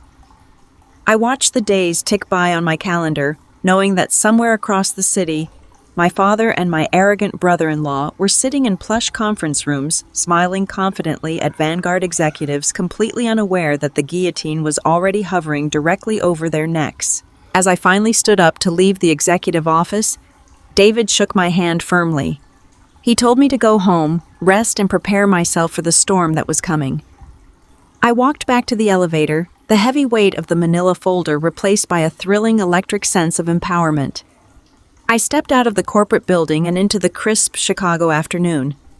The rain had completely stopped, leaving the city streets shining brightly under the emerging sun. I took a deep, clear breath of the fresh air. I was ready. I was perfectly prepared to play the silent, defeated victim for as long as it took. I would let my parents and my sister celebrate their stolen victory. I would let them plan their extravagant purchases and gloat over my supposed failure. I would wait patiently in the shadows until the ink was perfectly dry on their fraudulent contracts. And then I would happily step into the light and watch their entire stolen empire burn to ashes. The rest of the week stretched out before me like a tightly coiled wire. I spent my days hidden away in the secure laboratory alongside David and William, finalizing the incredibly complex expedited patent paperwork. But the real psychological challenge began the moment I clocked out and went home to my apartment. William had given me strict, absolute orders to become a total ghost. I had to let my family completely believe that their incredibly cruel disowning had broken my spirit entirely. I had to let them think they had won the ultimate victory. It was a rainy Tuesday evening when my mobile phone buzzed aggressively against my kitchen counter. I looked down at the bright caller identification screen and felt my stomach pull into a tight, cold knot. It was my mother, Susan Jenkins, the exact same woman who had stood in a dimly lit study just days prior and viciously told me I was a massive disappointment to the entire family. I stood perfectly still in the quiet kitchen and let the phone vibrate 3 separate times. I took a deep, intensely steadying breath, carefully clearing my throat before I finally answered the call. I made sure my voice sounded incredibly small. I made it sound weak and entirely defeated. I said a quiet hello deliberately, letting the word tremble just a fraction of an inch to sell the performance. My mother did not bother to ask how I was doing. She did not offer a single word of apology for throwing her own daughter out into the freezing night. Instead, her voice came through the small speaker dripping with a sickening, highly calculated, sugary sweetness. She told me she was simply calling to check in on her estranged, struggling daughter. She claimed she sincerely hoped I was finally taking some quiet time to deeply reflect on my incredibly selfish choices. I closed my eyes and gripped the cold edge of the kitchen counter until my knuckles turned completely white. I forced myself to sound perfectly miserable. I told her I was very tired. I told her I was having a terrible time focusing at the laboratory. I fed her exactly what she desperately wanted to hear. My mother let out a sharp, condescending sigh that practically vibrated through the phone. She told me that was exactly what happened when arrogant people chose foolish corporate loyalty over their own flesh and blood. But then her tone shifted abruptly. The true malicious reason for her evening phone call bubbled rapidly to the surface. She absolutely could not resist the overwhelming urge to gloat. She told me that she was actually calling to share some incredibly joyous family news. She said that while I was wasting my entire life playing with useless test tubes in a sterile laboratory, my exceptionally brilliant brother-in-law Trent had single-handedly secured the permanent financial future of the entire Jenkins family. I asked her what she meant, keeping my tone perfectly flat and suitably confused. She proudly announced that Trent's brilliant new biotechnology startup company was about to close a truly historic corporate acquisition deal. She said they were entering the final, highly lucrative stages of a buyout that would bring unbelievable generational wealth into our family. She practically purred into the receiver as she listed their extravagant new plans. She told me my father was going to retire early and purchase a massive country estate. She said Harper and Trent were already actively shopping for a permanent waterfront vacation home. She made absolutely sure to twist the psychological knife as deeply as she possibly could. She told me it was such a terrible, tragic shame that I had stubbornly chosen to turn my back on them. She said if I had just been a supportive, obedient daughter, I could have easily shared in this glorious, wealthy new chapter. She was openly, joyfully bragging to me about the massive fortune they were about to make by selling my very own stolen intellectual property. The sheer blinding audacity of her words made my blood burn with a fierce, quiet intensity. She was actively rubbing my own stolen genius directly in my face, completely oblivious to the fact that I knew exactly what they had done in that study. I knew exactly how I needed to react to solidify the trap. I swallowed my pride completely. I buried my fierce, burning anger deep inside the bottom of my chest. I fed her massive, fragile ego the exact meal she was so desperately looking for. I let out a soft, pathetic, highly convincing sob. I told her I felt completely lost. I told her I felt like my entire demanding career was leading nowhere, and that my life felt entirely empty without my parents' approval. I verbally played the role of the tragic, utterly defeated scapegoat with absolute perfection. I told her I regretted everything that had happened. My mother soaked up my manufactured misery like a dry sponge. Her voice became incredibly smug and profoundly satisfied. She told me that difficult choices have severe consequences. She said I had made my uncomfortable bed, and now I had to sleep in it entirely alone. She told me she had to get off the phone because she had a highly exclusive country club dinner to attend with my father to celebrate their impending fortune. She hung up the phone without offering a single word of comfort. I slowly lowered the phone from my ear. I stood in the quiet solitude of my apartment kitchen and let out a long, heavy breath. I did not feel sad. I did not feel broken. I felt incredibly wildly empowered. My mother had just handed me the ultimate undeniable confirmation. They were rushing headfirst toward the massive Vanguard Corporation acquisition. They were completely hopelessly blinded by their own phenomenal greed. Over the next 2 grueling weeks, I meticulously maintained the perfect illusion of my total emotional collapse. I desperately needed them to feel absolutely invincible. When my younger sister Harper texted me a cruel passive-aggressive message about how exhausting it was to pick out custom Italian marble countertops for her brand new kitchen, I responded with a short, pathetic apology for missing out on the experience. I intentionally let my personal voicemail box fill up completely to signal my withdrawal from society. I stopped posting anything on my professional networking profiles. I became a total digital ghost. I needed my complete deafening silence to echo loudly in their ears as undeniable proof of my utter devastation. One dreary Tuesday afternoon, my Aunt Patricia, my father's younger sister, came to visit me at my apartment complex. Aunt Patricia had always been the undisputed neighborhood gossip, and I knew exactly why she was standing on my welcome mat. My parents had undoubtedly sent her to personally spy on my misery and report back to them. I made absolutely sure my apartment looked like the physical manifestation of a severe clinical depression. I left unwashed coffee mugs scattered across the coffee table. I wore an oversized, faded university sweatshirt that hung loosely off my shoulders. I intentionally left my hair unbrushed and tied it into a messy, uneven knot. I answered the heavy wooden door looking exactly like a woman who had not slept properly in a solid month. Aunt Patricia sat carefully on my worn living room sofa and looked around the messy space with highly obvious condescending pity. She told me my parents were deeply worried about my declining mental state. She said my mother claimed I was spiraling completely out of control because I was incredibly jealous of Harper's sudden immense financial success. I sat across from her in a sagging armchair and stared blankly at the floorboards. I let my shoulders slump forward heavily. I told her I was just having a really difficult time processing the terrifying fact that I was no longer a welcomed part of the family. I managed to force a single highly convincing tear to roll slowly down my cheek.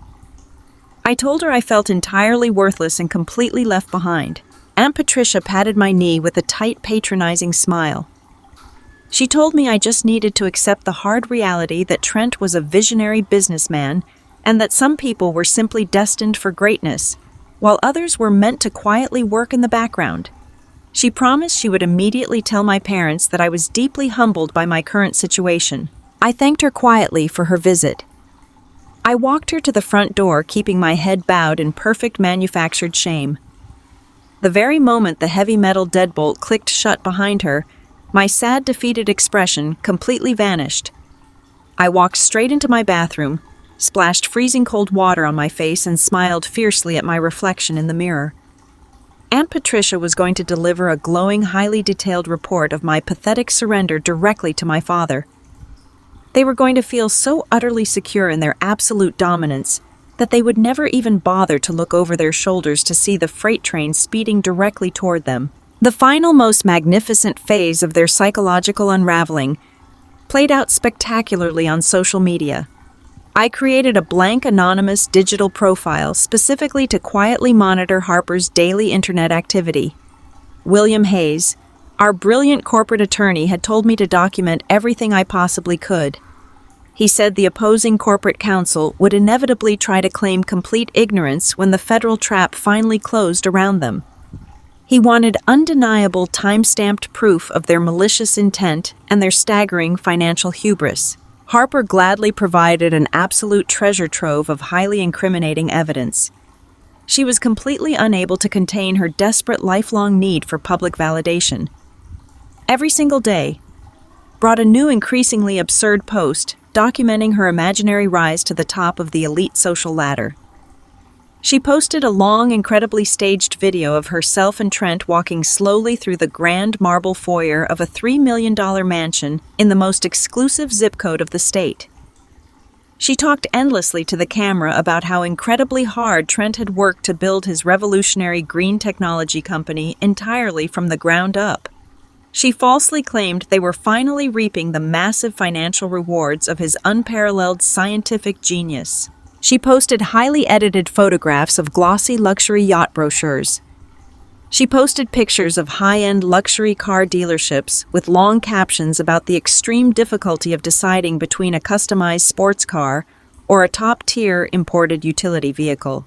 She shared heavily filtered images of expensive champagne toasts at incredibly exclusive five-star restaurants with our smiling parents. The captions attached to these photos were always dripping with toxic, thinly veiled insults, directed entirely at me. She wrote long things about how true generational wealth comes only to those who take massive risks, not to pathetic people who play it safe and hide in boring corporate laboratories.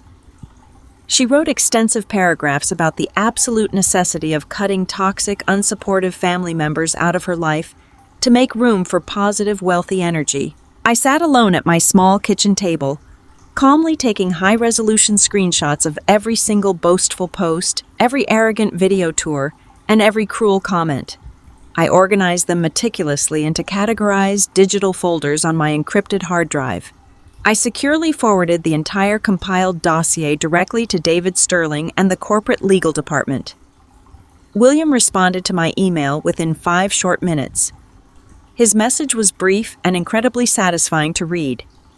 He told me their sheer, unadulterated arrogance was going to make the eventual federal prosecution incredibly simple. My family was actively spending millions of dollars they did not actually possess yet.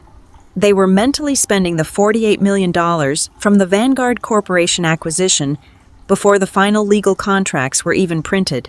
My father was loudly bragging to anyone who would listen at his country club about a massive corporate pivot that would change his legacy forever. My mother was completely redesigning her entire social circle, aggressively discarding her old middle-class friends in eager preparation for her brand-new life among the ultra-wealthy elite. They had completely and utterly detached themselves from basic reality.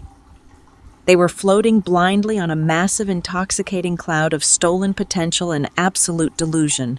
And the most intensely poetic part of the entire situation was that I was the exact person silently building the storm that would completely destroy their fantasy. While Harper was exceedingly busy picking out custom Italian leather interiors for luxury cars she could not legally purchase, the United States Patent and Trademark Office was officially processing the final highly expedited approval for the complete biopolymer stabilization matrix. The brilliant, undeniable federal document formally listing Chloe Jenkins as the primary sole inventor and my biotechnology firm as the exclusive intellectual property owner was actively printing on heavy bond paper in a highly secure government office. The sheer delicious irony of the impending disaster kept me incredibly focused and grounded. My parents had looked me in the eye and told me I was not special. They had called me a bad investment to my face. They had actively facilitated the ruthless theft of 4 grueling years of my academic and professional life. They truly believed they had successfully reduced me to a crying, broken shell of a woman hiding away in a cheap suburban apartment. They were entirely convinced that their cruel, manipulative psychological warfare had effectively neutralized their only potential threat to the $48 million buyout. They had absolutely no idea that they were simply dancing on a brightly painted stage, while I quietly locked all the exits and prepared to strike the final devastating match. The night before the massive acquisition signing was scheduled to take place with Vanguard Corporation, I received one final communication from my family. It was a group text message initiated by my father. He included my mother, Harper, and Trent on the active thread. He did not include my number directly, but he intentionally sent it to an old dormant family group chat that I had supposedly been removed from months ago. He fully knew my phone would still receive the immediate notification. It was a deliberate, incredibly vindictive move designed specifically to inflict one final brutal emotional injury right before their triumphant victory lap. The text message contained a high-quality photograph of the four of them standing directly in front of the towering glass-walled downtown headquarters of Vanguard Corporation.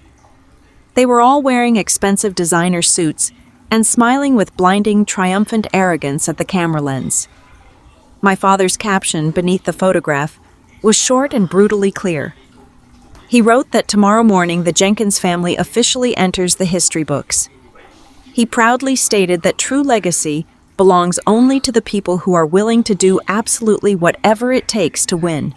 I stared deeply at the glowing screen of my smartphone in the quiet, calming darkness of my apartment. I looked at the smug, entitled face of my younger sister.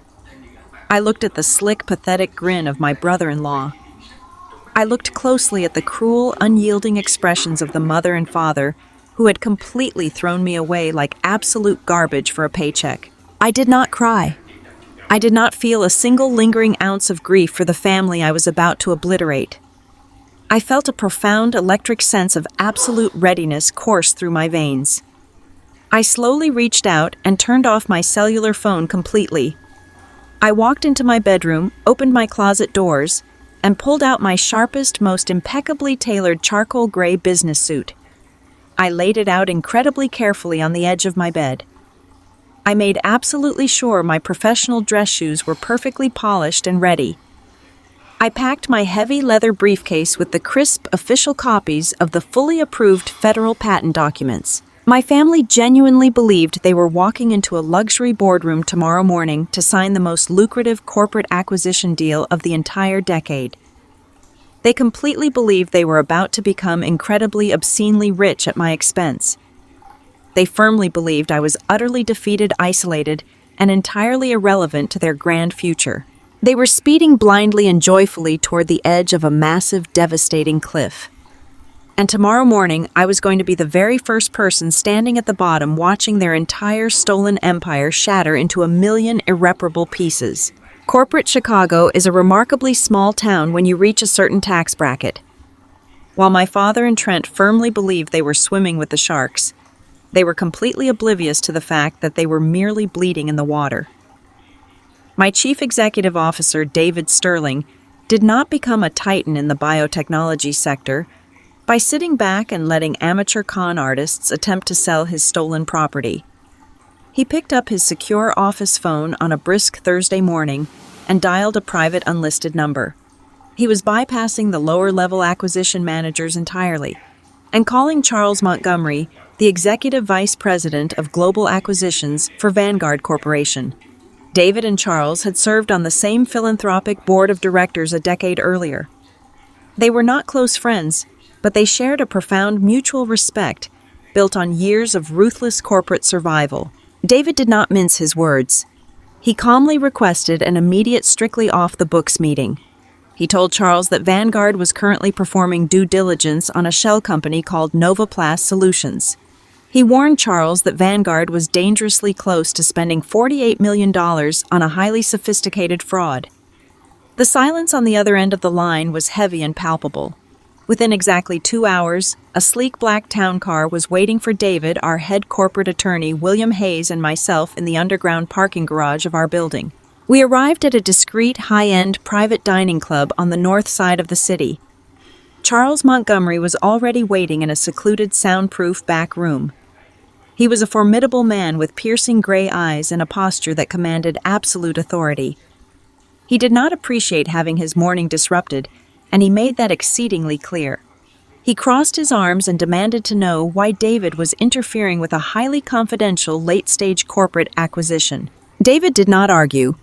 He simply slid a thick-bound dossier and an encrypted flash drive across the polished mahogany table.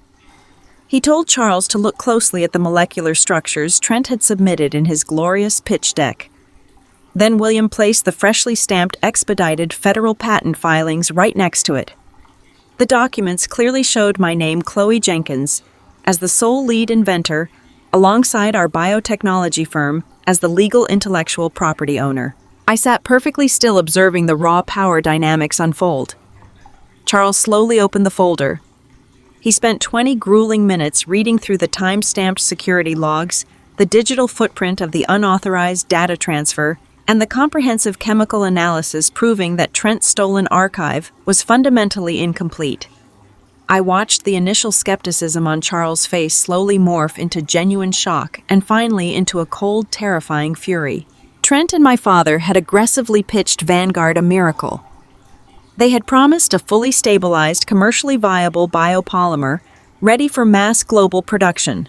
They had spun a brilliant narrative about Trent being a rogue self-taught environmental genius and my father being his trusted manufacturing pioneer.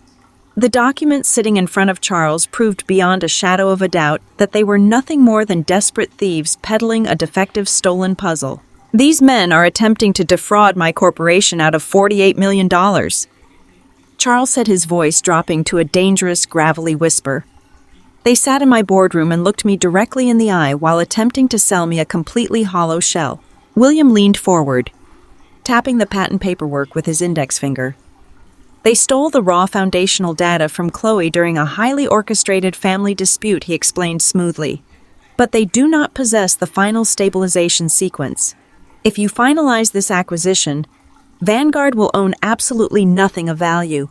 You will have paid a massive fortune for useless research, and you will be tied up in federal court for years trying to claw your money back. The atmosphere in the private room shifted dramatically.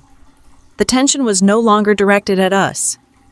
The target of Vanguard's immense corporate wrath was now squarely locked onto my father and my arrogant brother-in-law. Charles Montgomery was a man who prided himself on his flawless acquisition record. The fact that two amateur suburban grifters had nearly tricked his team into signing off on a massive corporate heist was a deeply personal insult. He looked at David, then he looked at me. His expression softened slightly, acknowledging the profound familial betrayal I had endured. But his business instincts remained razor-sharp. "What exactly is your play here?" David Charles asked, folding his hands together on the table. "You could have easily sent a standard cease and desist letter to my legal department. You could have simply blown the whistle and walked away. Why are we sitting in a soundproof room planning a coordinated strategy?" David smiled, a slow, predatory expression that perfectly matched the gravity of the situation. "Because sending a simple legal warning allows these criminals to scurry back into the shadows and pretend it was all a big misunderstanding," David said calmly. "It allows them to escape the real consequences of their actions. My lead chemist had her life's work stolen by her own parents. We are not just going to stop the sale. We are going to ensure they are held fully accountable under federal law. We want to orchestrate a controlled detonation." William took over the conversation, laying out the brilliant, devastating legal trap. He proposed that Vanguard pretend the due diligence process was completely satisfied. He wanted Charles to formally invite Trent and my father to the Vanguard high-rise headquarters for a highly publicized celebratory final signing event. The moment Trent physically signed the final representations and warranties contracts, the exact documents legally swearing that he was the sole uncontested creator of the intellectual property, he would commit massive federal wire fraud and corporate espionage on camera. Charles listened intently, his gray eyes shining with an unmistakable, ruthless satisfaction. He understood exactly what we were offering. We were giving Vanguard the opportunity to make a spectacular public example out of anyone who ever tried to defraud them. And in exchange, David quietly added, "Once the dust settles and Novoplast Solutions is dissolved by the federal authorities, my firm will grant Vanguard an exclusive, highly lucrative first look at licensing the real finalized biopolymer." It was the ultimate corporate alliance. The partnership was completely solidified with a firm, silent handshake across the table. Vanguard Corporation was officially joining the sting operation. Over the next few days, the psychological warfare continued to escalate in the most agonizing, glorious way imaginable. Charles Montgomery played his part with absolute perfection. His acquisition team sent an incredibly enthusiastic, highly formal email to Novoplast Solutions. They declared that all preliminary financial checks had cleared beautifully. They formally invited Trent and my father to the Vanguard high-rise for the official closing ceremony. But Charles added one specific, highly calculated detail to the invitation. He insisted that such a historic, momentous occasion should absolutely be a family affair. He formally invited my mother Susan and my sister Harper to join them in the executive boardroom for an extravagant champagne toast to celebrate their new generational wealth. My family swallowed the bait whole. They did not possess a single ounce of suspicion. Their staggering hubris completely blinded them to the reality that they were walking straight into a meticulously designed federal trap. I knew exactly how they were reacting, because Harper immediately took to her public social media accounts to broadcast her unearned victory to the entire world. Sitting in the quiet solitude of my apartment, I watched the digital evidence of their boundless greed pile up hour after hour.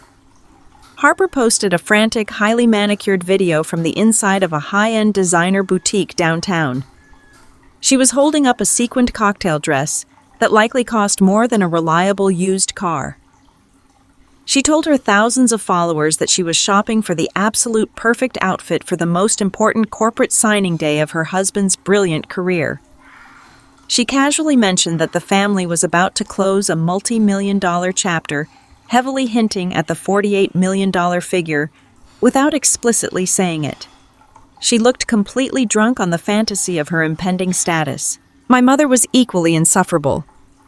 She did not call me again, fully believing that her previous phone call had successfully shattered my spirit. Instead, she focused her entire energy on curating the perfect illusion of elite wealth. Aunt Patricia happily reported through the neighborhood gossip mill that Susan had abruptly canceled her membership at their modest local tennis club.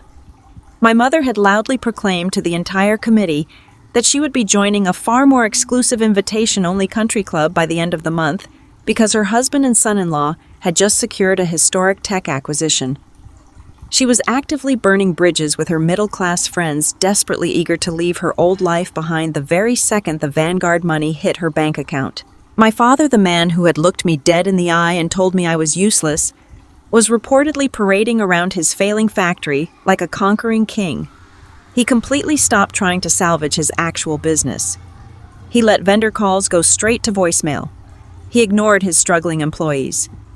He was entirely convinced that Trent's stolen flash drive was about to magically erase decades of his own terrible financial management. They were all collectively living in a glorious golden bubble of stolen potential. I meticulously documented every single boastful social media post, every arrogant video update, and every piece of neighborhood gossip. I saved all of it to my encrypted hard drive, building an undeniable mountain of evidence proving their malicious intent and their absolute lack of remorse. They were completely convinced they had pulled off the ultimate crime. They truly believed they had successfully discarded me like trash, while walking away with the crown jewels of my career. The night before the final signing at Vanguard Corporation, I sat by the window in my darkened living room, staring out at the glowing city skyline. The anxiety that had gripped me for the past 3 weeks was entirely gone. The suffocating grief of losing my biological parents had been completely burned away, leaving behind a cold, sharp, heavily armored resolve.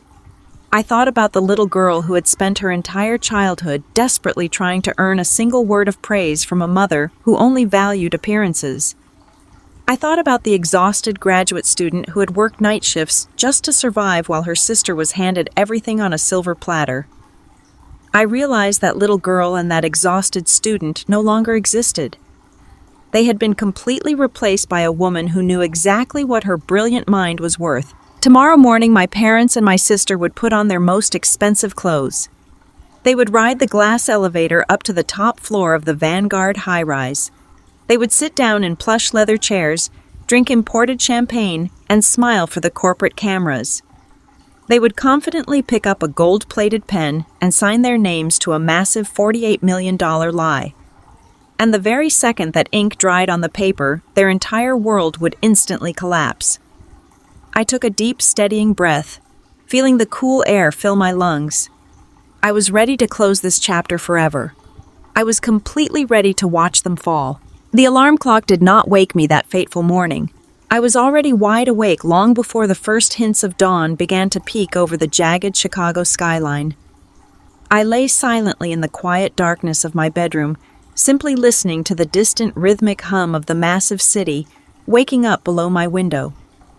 For the past 3 agonizing weeks, my mind had been a relentless, chaotic storm of intense legal strategies, expedited federal patent filings, and complex corporate maneuvers. But in those incredibly quiet, solitary hours, just before the sun finally rose, the sheer emotional weight of what I was about to do truly caught up with my racing heart. I slowly pushed the heavy blankets aside, walked into my small kitchen, and turned on the coffee maker.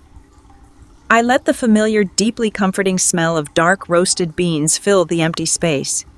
I stood perfectly still by the frosted glass window, wrapping my cold hands around the warm ceramic mug, and allowed myself a moment of profound, painful honesty. I was not just preparing for a high-stakes corporate showdown today. I was preparing to permanently and violently sever the final ties that bound me to the exact people who had brought me into this world. I thought deeply about the parents I had always desperately wanted but never actually had. I thought about the father who should have been fiercely proud of my grueling years in the university laboratory, the kind of man who should have loudly bragged to his country club friends about his oldest daughter earning a complex doctorate in chemistry. I thought about the mother who should have warmly held my hand when I was completely exhausted from working double shifts, the woman who should have joyfully celebrated my hard-earned financial independence instead of constantly mocking my modest apartment and my single relationship status. I actively grieved for those imaginary supportive people. I mourned the loving family I had spent 32 years constantly twisting myself into uncomfortable knots trying to desperately please. But as the pale morning light began to slowly wash over the damp city streets, that heavy, suffocating grief gradually began to evaporate from my chest. The truth was glaringly, brutally simple. Those loving, fiercely supportive parents never actually existed in reality. The people who raised me were deeply flawed, fundamentally selfish individuals who viewed my sharp intellect as nothing more than a convenient, exploitable resource to be easily discarded the second I stopped being useful to their financial agenda. They had proudly made their terrible choice when they locked me out of my childhood home in the freezing rain. Now it was absolutely time for me to make mine. I walked back into my bedroom and looked intently at the impeccable charcoal gray business suit I had carefully laid out the night before. This was not merely an appropriate outfit for a massive corporate meeting. This was my personal armor. I went through the quiet motions of getting dressed with meticulous, deliberate precision. I buttoned the crisp white silk blouse. I slipped on the tailored gray blazer that fit my shoulders perfectly. I gathered my long hair and tied it back into a sleek, uncompromising knot at the base of my neck. I applied my daily makeup with a perfectly steady hand, intentionally erasing any lingering subtle signs of the sleepless nights and the deep emotional turmoil that had plagued me over the past month. When I finally stepped in front of the tall, full-length mirror, the woman looking back at me was a complete and utter stranger to the Jenkins family. She was absolutely not the quiet, naive, eager-to-please daughter who always obediently took the back seat to her golden child sister. She was definitely not the convenient, silent scapegoat who would politely take the criminal blame for her father's staggering financial incompetence. The powerful woman standing in the glass was the lead formulations chemist of a multi-million-dollar biotechnology firm. She was a brilliant, highly capable scientist who rightfully owned the exclusive federal rights to a revolutionary, world-changing, eco-friendly polymer. She was a woman who was about to defend her life's incredible work with absolute unyielding force. I grabbed my heavy leather briefcase, feeling the incredibly solid, reassuring weight of the fully approved federal patent documents tucked safely inside the interior pocket. I walked out of my apartment, locked the heavy deadbolt securely, and took the elevator down to the concrete parking garage. The drive into the towering downtown financial district was a rushing blur of early morning commuter traffic and massive glass skyscrapers reflecting the morning sun. I pulled smoothly into the vast, brightly lit underground parking facility of the Vanguard Corporation high-rise. My hands were perfectly steady as I confidently turned off the ignition. I walked purposefully toward the polished VIP executive elevator bank, where my chief executive officer, David Sterling, and our brilliant head of corporate litigation, William Hayes, were already waiting for me. David gave me a firm, deeply reassuring nod of respect as I approached them. He was wearing his signature dark navy suit, completely projecting an aura of calm, undisputed industry authority. William stood right beside him, tightly clutching a thick leather legal portfolio, his dark eyes shining with a sharp, undeniably predatory anticipation. They did not offer me any empty, pathetic platitudes, or ask if I was emotionally holding up under the immense pressure. They simply treated me exactly like the top-tier corporate professional I had proven myself to be. We stepped silently into the private, incredibly luxurious wood-paneled elevator, reserved exclusively for Vanguard's highest-level executives and their priority corporate acquisitions. The heavy brass doors slid silently shut, and we began the rapid, ear-popping ascent to the absolute top floor of the massive commercial building. When the elevator doors finally chimed and opened, we stepped out onto the pristine executive floor. It was a sprawling, immaculate space filled with highly polished marble floors, sleek modern art installations, and breathtaking, unobstructed panoramic views of the vast city spreading out endlessly below us. Charles Montgomery, the famously ruthless executive vice president of global acquisitions for Vanguard Corporation, was already waiting to personally greet us in the private reception area. He shook my hand with a remarkably firm, deeply respectful grip. He did not say a single word about my toxic family or the emotional nature of the betrayal. He simply thanked me for bringing the massive $48 million fraud to his direct attention and politely directed our team to a private, highly secure holding room located immediately adjacent to the main executive boardroom. The holding room was a small, incredibly quiet space equipped with a sleek glass conference table and multiple high-definition monitors displaying various global stock market tickers in real time. But the absolute most important feature of the room was the large soundproof one-way observation window that looked directly into the sprawling main boardroom. From where I was currently standing, I had an unobstructed crystal-clear view of the massive mahogany conference table, the plush leather executive chairs, and the expansive city skyline visible behind the exterior glass walls. The Vanguard legal team had meticulously and perfectly arranged the boardroom for the impending trap. Thick, heavy stacks of highly consequential acquisition contracts were already placed incredibly neatly at the exact center of the table. Expensive silver carafes of ice water and polished crystal glasses were precisely set at each individual seating position. It looked exactly like the flawless, welcoming setting for a historic $48 million corporate triumph. William set his heavy portfolio down on the glass table in our holding room and quickly checked his expensive gold wristwatch. He quietly told us the opposing party was scheduled to arrive in exactly 10 minutes. The tense silence in our private observation space grew incredibly thick and wonderfully heavy.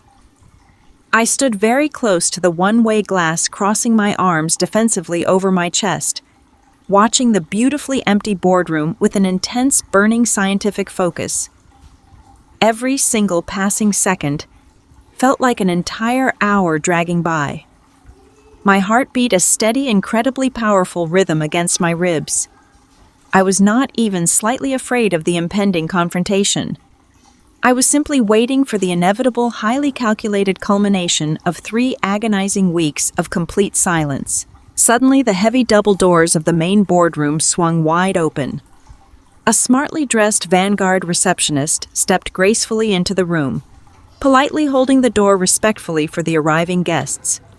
I held my breath as my biological family finally walked right into my direct line of sight. Trent eagerly entered the room first, and his sheer blinding arrogance was intensely visible from an absolute mile away.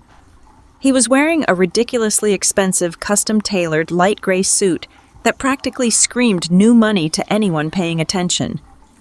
He strutted into the massive boardroom like he had already personally purchased the entire building.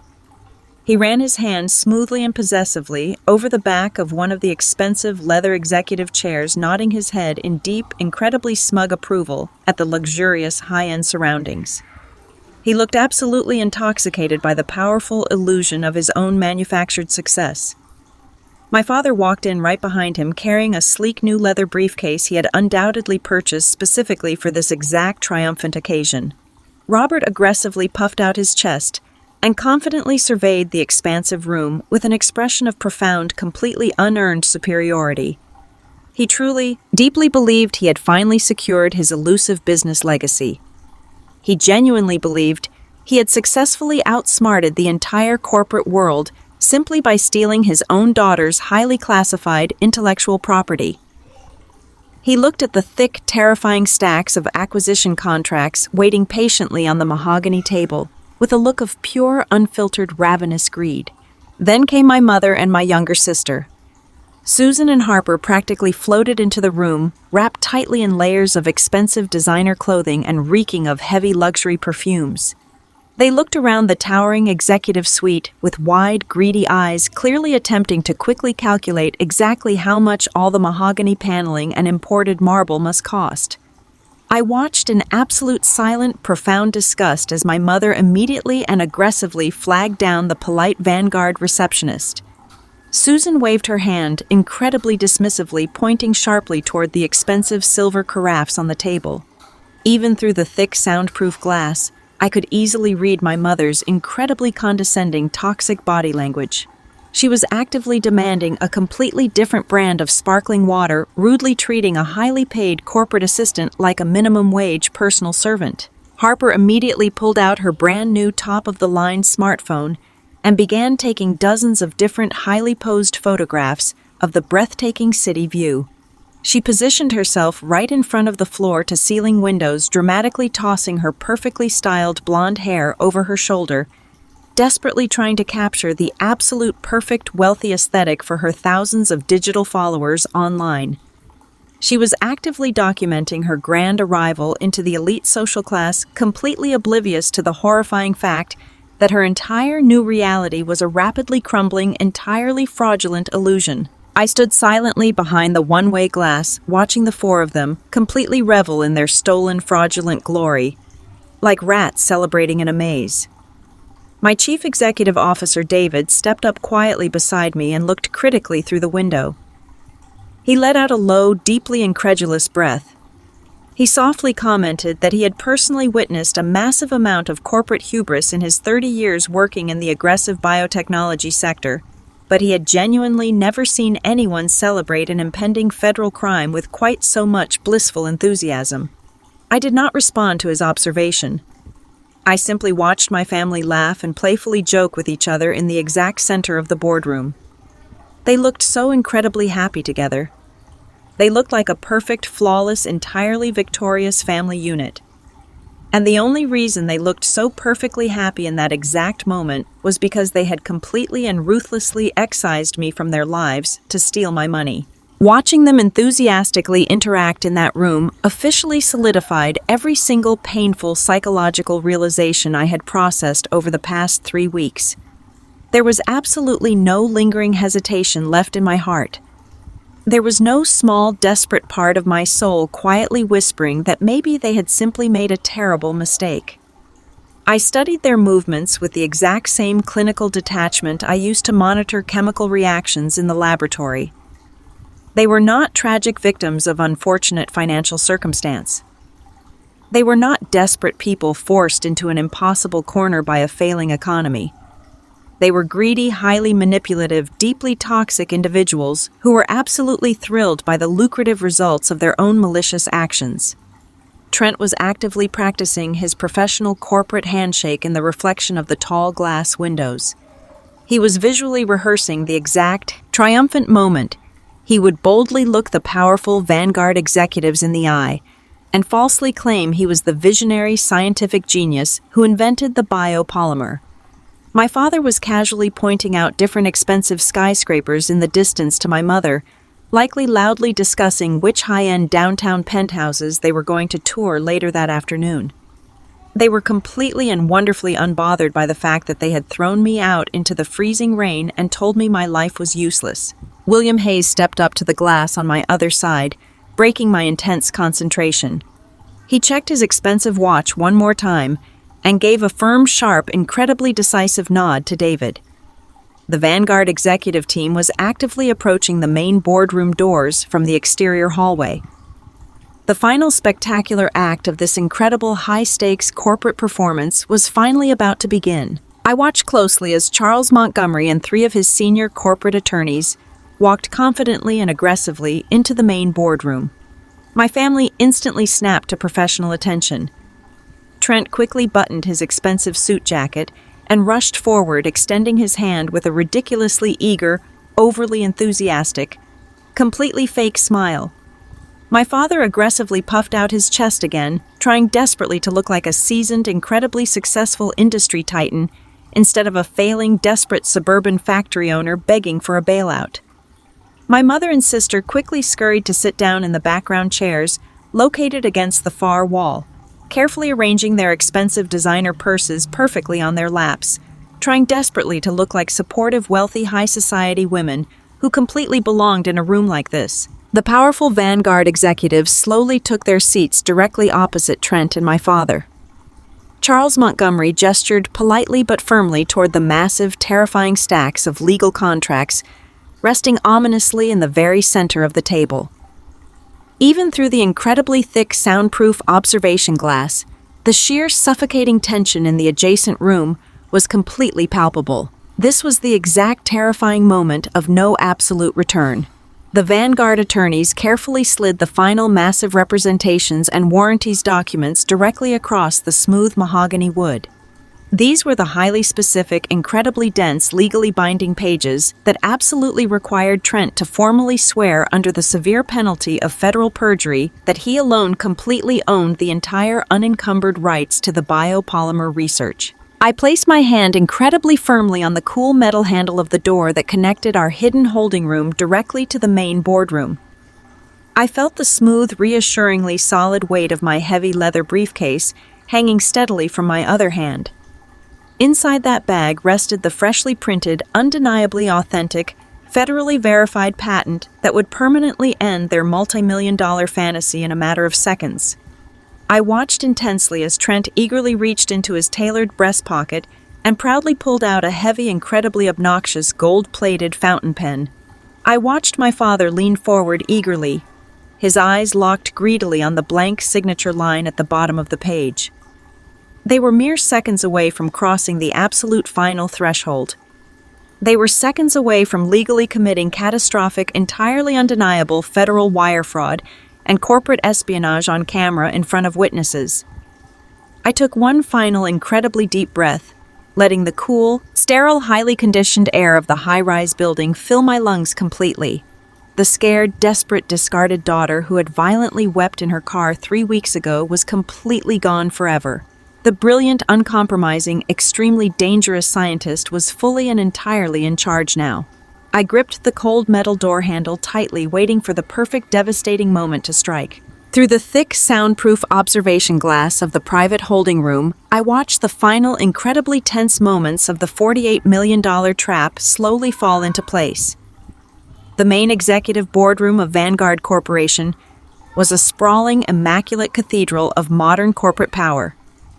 The floor-to-ceiling windows offered a breathtaking, unobstructed view of the steel-gray city skyline, casting a cold, natural light over the massive mahogany conference table.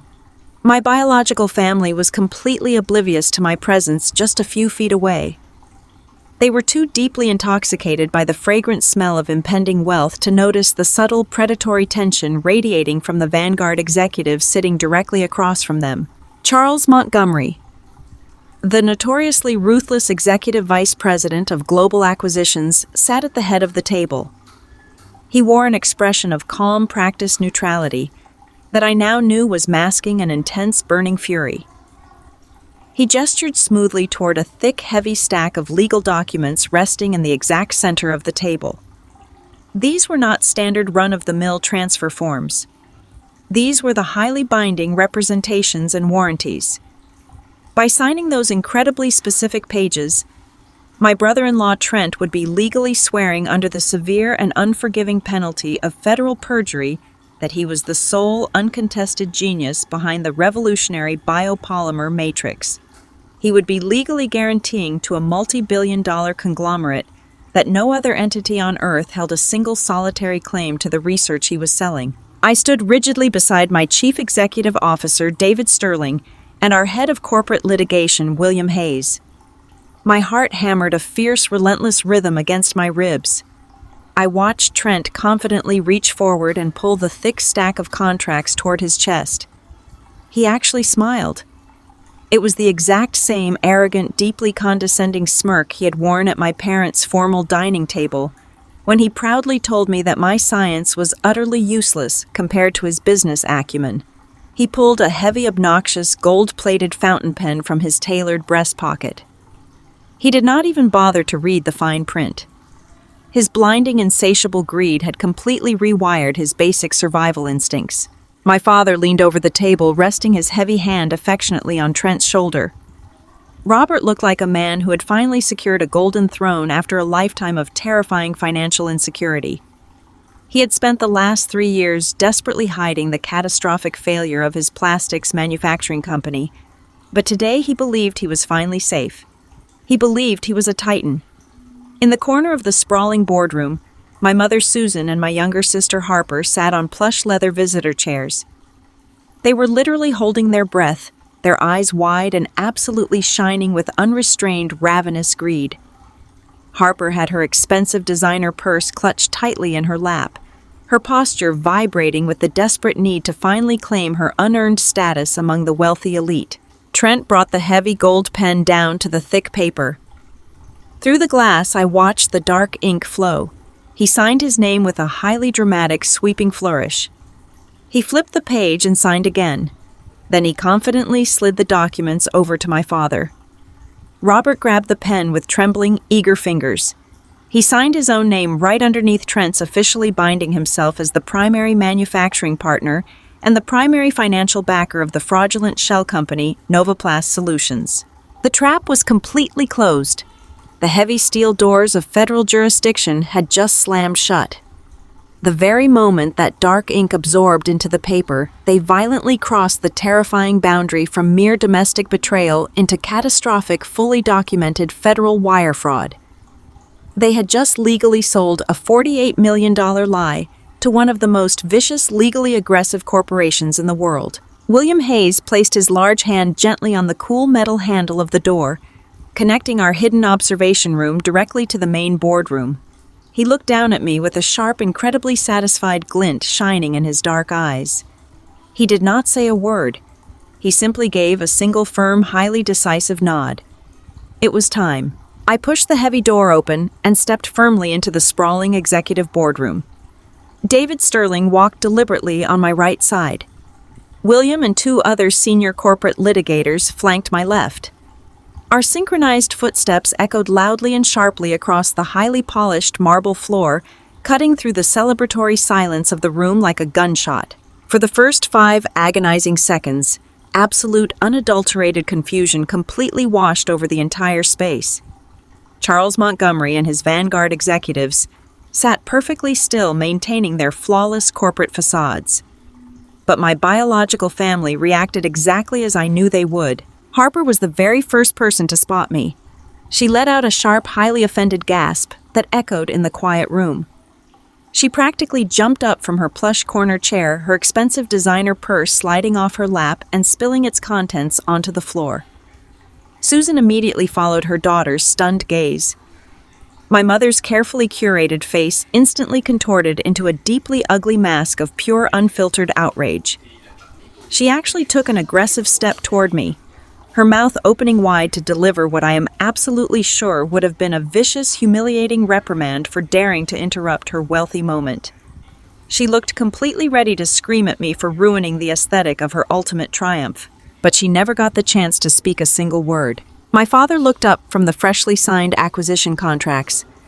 The arrogant, triumphant glow instantly drained from his face completely and violently, replaced by a pale, sickly, terrified confusion. He looked directly at me. Then his wide eyes shifted to the powerful, sharp-suited corporate attorney standing shoulder to shoulder right behind me. He recognized David Sterling immediately from industry profiles. The reality of the situation hit him like a physical blow to the chest. Trent dropped his heavy gold pen. It clattered loudly and clumsily against the smooth mahogany table, rolling away and dropping onto the floor. Trent's mouth opened and closed repeatedly like a fish slowly suffocating on dry land. He looked wildly around the room, desperately searching for an explanation that did not end with his total destruction. "Chloe?" My father managed to stammer, his voice trembling so severely he could barely form the syllables. "What are you doing here? You have absolutely no business being in this building. This is a highly private corporate meeting. I did not raise my voice. I did not need to shout to establish my dominance in that room." I walked purposefully to the very edge of the massive table, completely ignoring my mother as she sputtered angrily in the background. I reached calmly into my heavy leather briefcase. I pulled out the crisp, incredibly official stack of federal patent documents. The heavy bond paper felt remarkably solid and incredibly empowering in my hands. It was the physical, undeniable manifestation of my entire grueling academic career. It represented every single late night in the laboratory, every burned bridge, and my completely unyielding personal integrity. I looked directly into my father's terrified, sinking eyes. I lifted the heavy patent packet and dropped it squarely onto the exact center of the table. It landed with a loud, heavy, intensely satisfying thud, directly on top of the fraudulent representations and warranties contract Trent had just signed. My father slowly, hesitantly lowered his gaze to the paperwork resting in front of him. His shaking eyes scanned the bright official federal seals of the United States government. He read the bold, undeniable text clearly establishing my biotechnology firm as the sole exclusive intellectual property owner. He saw my name, Chloe Jenkins, proudly listed as the primary undisputed lead inventor of the highly coveted biopolymer matrix. The remaining color completely vanished from his skin. He instantly turned the horrific shade of old wet concrete. His hands began to shake so violently that he had to physically grab the thick edge of the mahogany table just to steady his failing body. He stared down at the federal patent as if it were a highly venomous snake that had just bitten him. He knew exactly what that document meant. It meant his $48 million escape plan was entirely dead. He slowly looked back up at me. His dry lips trembled uncontrollably. "You filed it," he whispered. The short, broken sentence barely carried across the quiet boardroom. It was completely stripped of his usual commanding, arrogant bluster. He sounded exactly like a man who had just watched his entire life burn to the ground. "Yes," I replied, my voice steady, sharp and cold as absolute ice. "I filed it. And it was fully approved, legally verified, and officially registered by the federal government last week. You are sitting here trying to sell a revolutionary product that has legally belonged to me and my company for days." Trent finally snapped out of his paralyzing, stunned silence. He jumped up from his leather chair so fast it nearly tipped over. His face flushed a dark, dangerous crimson with absolute panic. "This is a complete lie," he shouted frantically, pointing a wildly shaking finger directly at William Hayes. "She is lying. She stole my data. I am the sole founder of Novoplast Solutions. She is just a bitter, deeply jealous sister-in-law trying to actively sabotage my brilliant startup company." I let out a short, completely humorless laugh. It echoed sharply and clearly in the large, tense boardroom. "You did not invent a single thing, Trent," I said, smoothly cutting through his pathetic lies with surgical precision.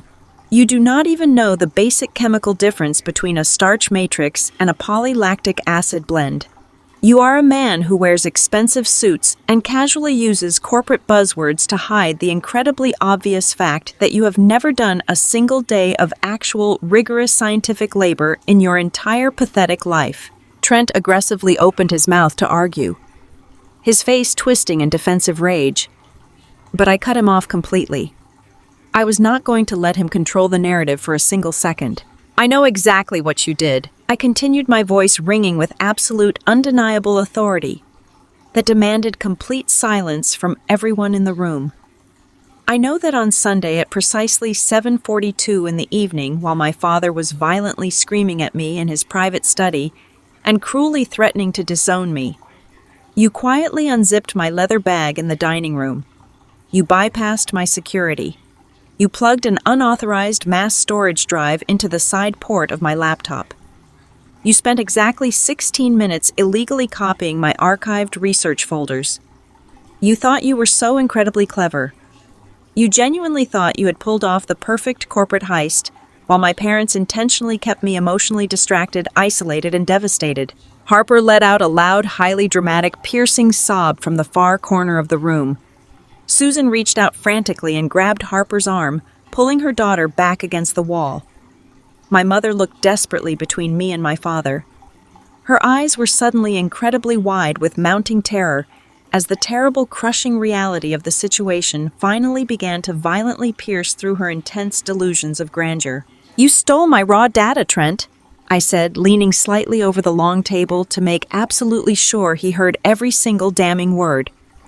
"But you were completely willfully ignorant of how the science actually worked. You were too stupid to realize that the specific archive folder you targeted only contained my early failed Phase 1 trials. It did not contain the final thermal stabilization sequence.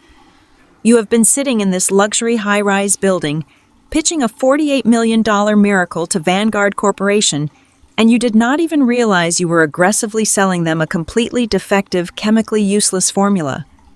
The real completed formula has been safely locked behind strict biometric security on my primary laboratory server the entire time." My father slumped heavily backward into his expensive leather chair. He looked completely and utterly defeated, entirely crushed by the sudden catastrophic destruction of his grand escape plan. He had callously gambled his entire legacy, his familial relationships, and his personal freedom on a stolen flash drive, and he had completely lost everything. The room was suffocatingly silent for a long, terrible moment as the absolute finality of my words settled over my biological family like a thick, heavy burial shroud. Charles Montgomery stood up slowly and deliberately at the opposite end of the massive table. He buttoned his tailored suit jacket with a chilling, deeply predatory calm. He looked down at Trent and my father with absolute, unadulterated corporate disgust. The trap was about to aggressively spring shut. Vanguard Corporation takes intellectual property theft and fraudulent negotiations extremely seriously. Charles said, his voice booming with a dangerous, uncompromising authority that made Trent visibly flinch. "You sat in my offices. You looked my executive board directly in the eyes. You presented stolen, fundamentally flawed data as your own brilliant, original creation. And you just proudly signed legally binding representations guaranteeing your complete ownership." Charles reached down, picked up the freshly signed contract from beneath the heavy federal patent, and casually handed it to one of his senior attorneys standing nearby. "We are officially halting all acquisition proceedings regarding Novoplast Solutions immediately. Furthermore, my legal team has already contacted federal law enforcement authorities. We are aggressively pressing full criminal charges for corporate espionage, wire fraud, and criminal misrepresentation." The quiet, controlled atmosphere of the boardroom instantly descended into absolute unhinged chaos. Trent turned incredibly sickly pale. He stumbled backward, away from the table, knocking his heavy leather chair completely over. It crashed loudly against the polished marble floor. "Wait," Trent stammered frantically, holding his shaking hands up defensively toward Charles. "It was not my idea. Robert planned the whole entire thing.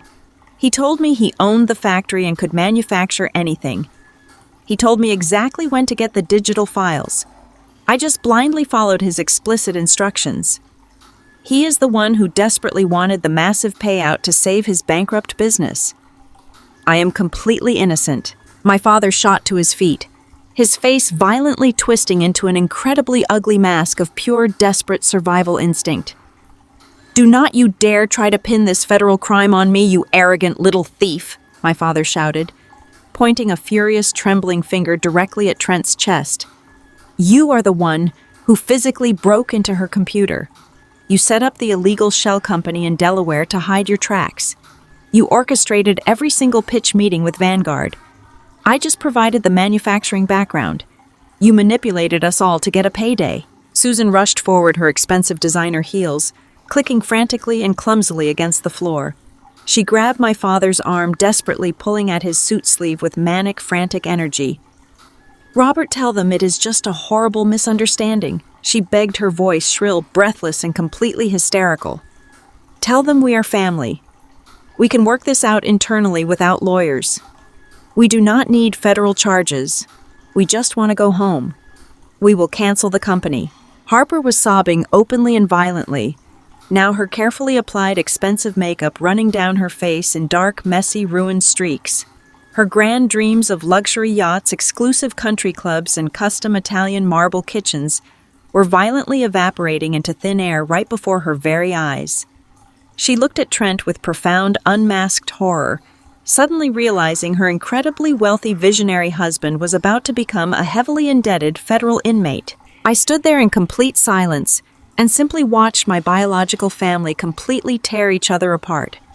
They were acting exactly like cornered, desperate rats trapped in a burning cage, aggressively and ruthlessly throwing each other under the bus the very second their stolen wealth vanished. There was absolutely no loyalty among them. There was no deep, unconditional love holding them together. The very moment the $48 million disappeared from their grasp, their entire familial bond completely disintegrated into selfish, terrified, vicious accusations. William Hayes stepped forward calmly and placed his hand gently on my shoulder, breaking me out of my intense observation. "We are completely done here, Chloe," he said quietly, his voice a steady grounding anchor amidst the screaming chaos of my former family. "Let the federal authorities sort out the rest of the garbage." I looked across the large table at my mother one last final time. She was weeping heavily, clinging desperately to my father as he continued to shout aggressively and wildly at Trent. She did not look at me. She did not offer a single word of apology for throwing me away when she thought she had won. She only cared about her own impending financial and social ruin. They were completely consumed by the devastating consequences of their own spectacular greed. I turned my back on them completely. I did not say goodbye. I walked out of the sprawling executive boardroom with my head held incredibly high, leaving the toxic, deeply fraudulent legacy of the Jenkins family far behind me in the wreckage. The heavy double doors closed firmly, completely sealing them inside their self-made corporate prison. I stood in the quiet hallway alongside the men who had actually protected me, and I took my very first true breath of absolute, undeniable freedom. The heavy oak doors of the Vanguard Corporation boardroom clicked shut with a profound and resounding sense of absolute finality.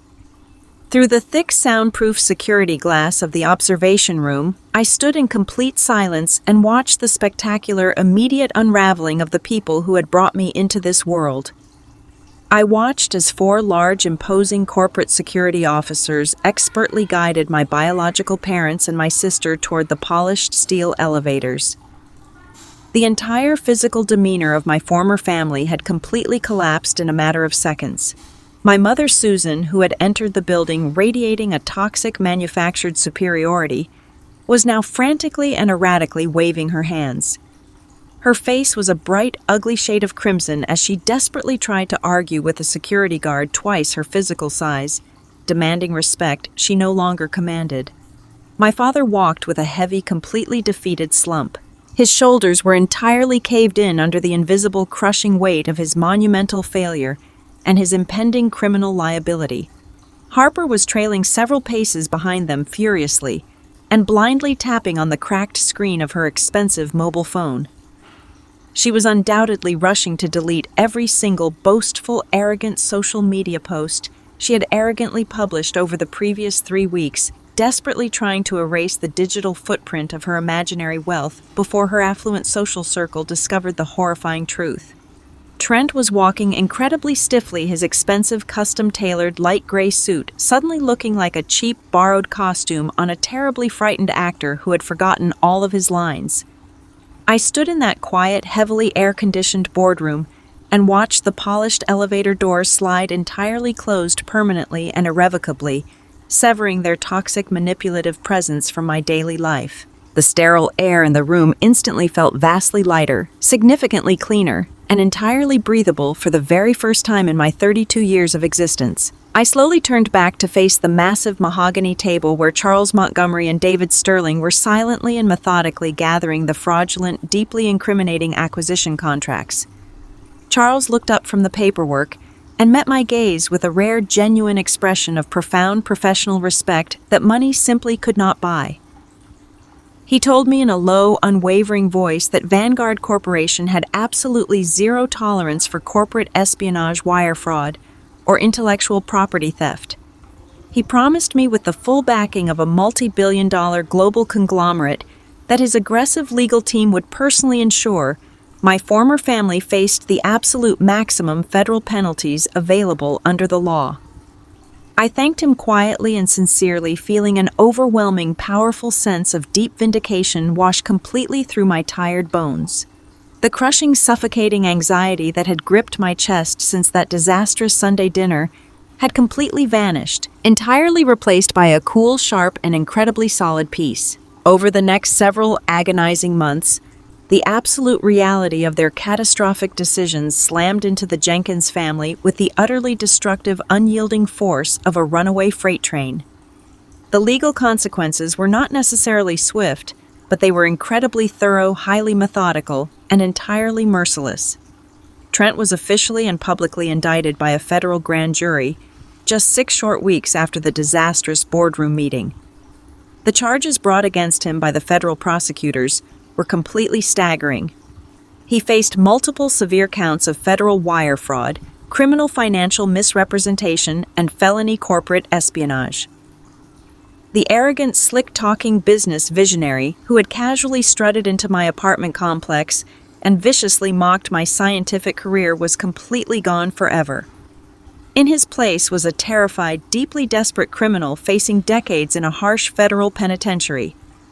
His highly paid defense attorneys, funded by rapidly dwindling emergency savings, quickly realized the absolute mountain of time-stamped digital evidence we had meticulously collected was completely insurmountable. The security logs, the unauthorized access records, and the completely flawed chemical pitch decks painted a flawless picture of premeditated guilt. Faced with the terrifying prospect of a lengthy prison sentence, Trent completely abandoned any lingering pretense of family loyalty. He desperately attempted to secure a favorable plea agreement from the federal prosecutors by offering to eagerly testify directly against my father. Trent ruthlessly threw Robert under the proverbial bus, passionately claiming to the authorities that my father was the true criminal mastermind who had violently orchestrated the entire theft of my intellectual property. He argued that he was merely a naive, aspiring entrepreneur who had been maliciously manipulated by a desperate, failing factory owner.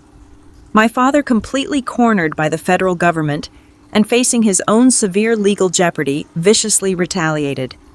Robert provided the federal investigators with every single piece of private correspondence, hidden email, and recorded voicemail, proving beyond a shadow of a doubt that Trent was the primary driving force behind the fraudulent Delaware shell company. They instantly turned on each other like starving, cornered animals locked in a tiny cage, completely destroying whatever fragile, toxic alliance they had originally built on their mutual, insatiable greed. The resulting financial bleeding for my father was absolute, rapid, and entirely catastrophic. Robert had arrogantly and foolishly assumed that the stolen Vanguard buyout money would easily and magically cover the massive, long-hidden debts of his completely failing traditional plastics manufacturing plant. Without that fraudulent $48 million safety net to catch him, his entire flimsy corporate structure instantly and violently collapsed. The massive legal fees required to desperately defend himself against multiple federal charges completely drained his remaining personal savings within 2 extremely short months. The regional banks, smelling the overwhelming blood in the water and reading the terrible press surrounding the indictments, aggressively called in all of his outstanding commercial loans. His factory, the business he had loudly claimed was his absolute priority, the very excuse he had manipulated to justify screaming at me and aggressively demanding my life's work, officially filed for total and complete bankruptcy. I read the short, clinical, heavily detailed notice in the local business journal on a quiet Tuesday morning while drinking my coffee. The sprawling suburban facility was permanently shuttered. The heavy manufacturing equipment was ruthlessly auctioned off for a pathetic fraction of its original value to satisfy furious, unrelenting creditors. Robert lost absolutely everything he had spent his entire adult life trying to greedily and selfishly protect. The social and personal destruction of my mother and sister was equally severe, deeply humiliating, and incredibly public. Susan and Harper had spent weeks loudly, aggressively, and blindly bragging to anyone who would listen about their incredible impending generational wealth. They had gleefully burned personal bridges, openly insulted their middle-class peers, and arrogantly flaunted their completely imaginary fortune. When the undeniable truth of the federal indictments finally leaked into their affluent, highly judgmental suburban social circles, the resulting community humiliation was absolute. Susan was immediately and quietly asked to formally resign from her prestigious neighborhood committees and charity boards. The wealthy elite women she had desperately tried to impress completely ostracized her, actively refusing to return her frantic phone calls or acknowledge her presence at the local high-end grocery store. Harper experienced a brutal, incredibly public digital downfall that destroyed her carefully crafted aesthetic completely. The luxury car dealership forcefully repossessed the highly expensive vehicles Trent and Harper had aggressively financed, based entirely on the fraudulent Vanguard contracts. The repossession trucks literally arrived in their pristine driveway in broad daylight, loading the luxury cars while the entire neighborhood watched from behind their perfectly manicured hedges.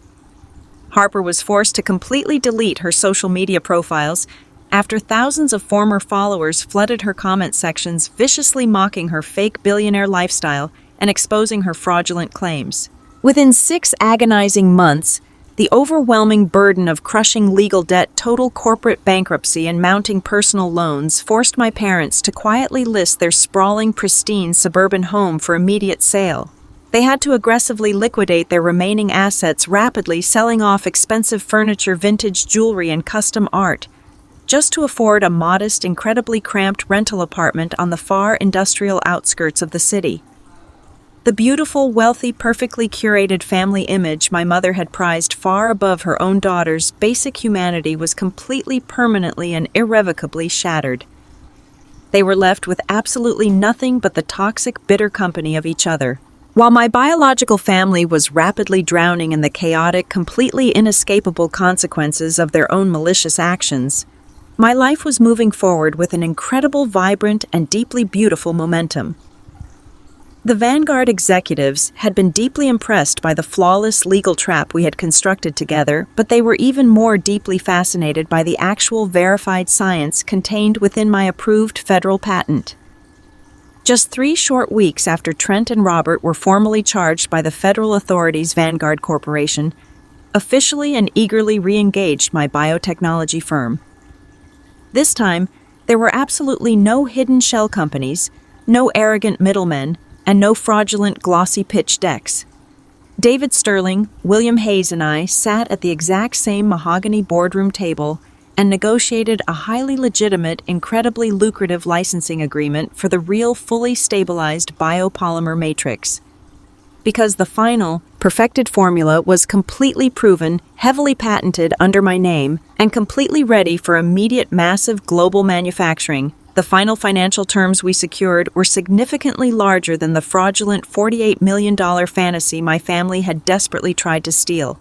Our firm successfully secured an incredibly massive multi-year corporate partnership that completely revolutionized the global environmental packaging industry, actively replacing millions of tons of toxic single-use plastics with my fully biodegradable alternative. The company celebrated the monumental historic victory with a massive corporate gala at an upscale downtown venue, and David Sterling personally called me up to the brightly lit stage.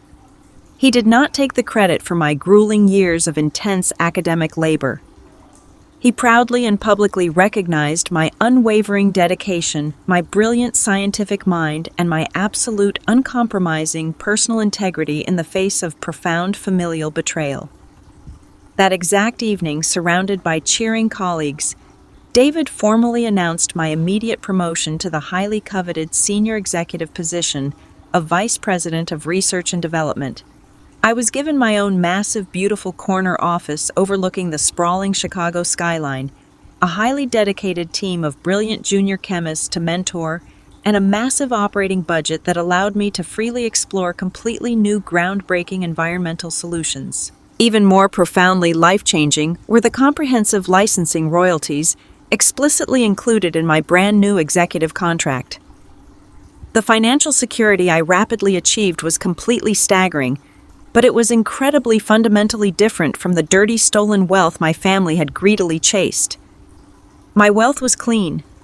It was entirely earned through thousands of hours of intense study, countless frustrating laboratory experiments, and a deep refusal to compromise my ethical standards. I was finally wonderfully safe, heavily protected by a corporate family that genuinely valued my mind and my spirit. In the quiet, deeply peaceful evenings in my new, beautiful downtown luxury apartment, I spent a significant amount of time reflecting on the profound nature of family and the massive psychological shift I had completely undergone. For 32 long, painful years, I had believed a toxic, incredibly damaging lie.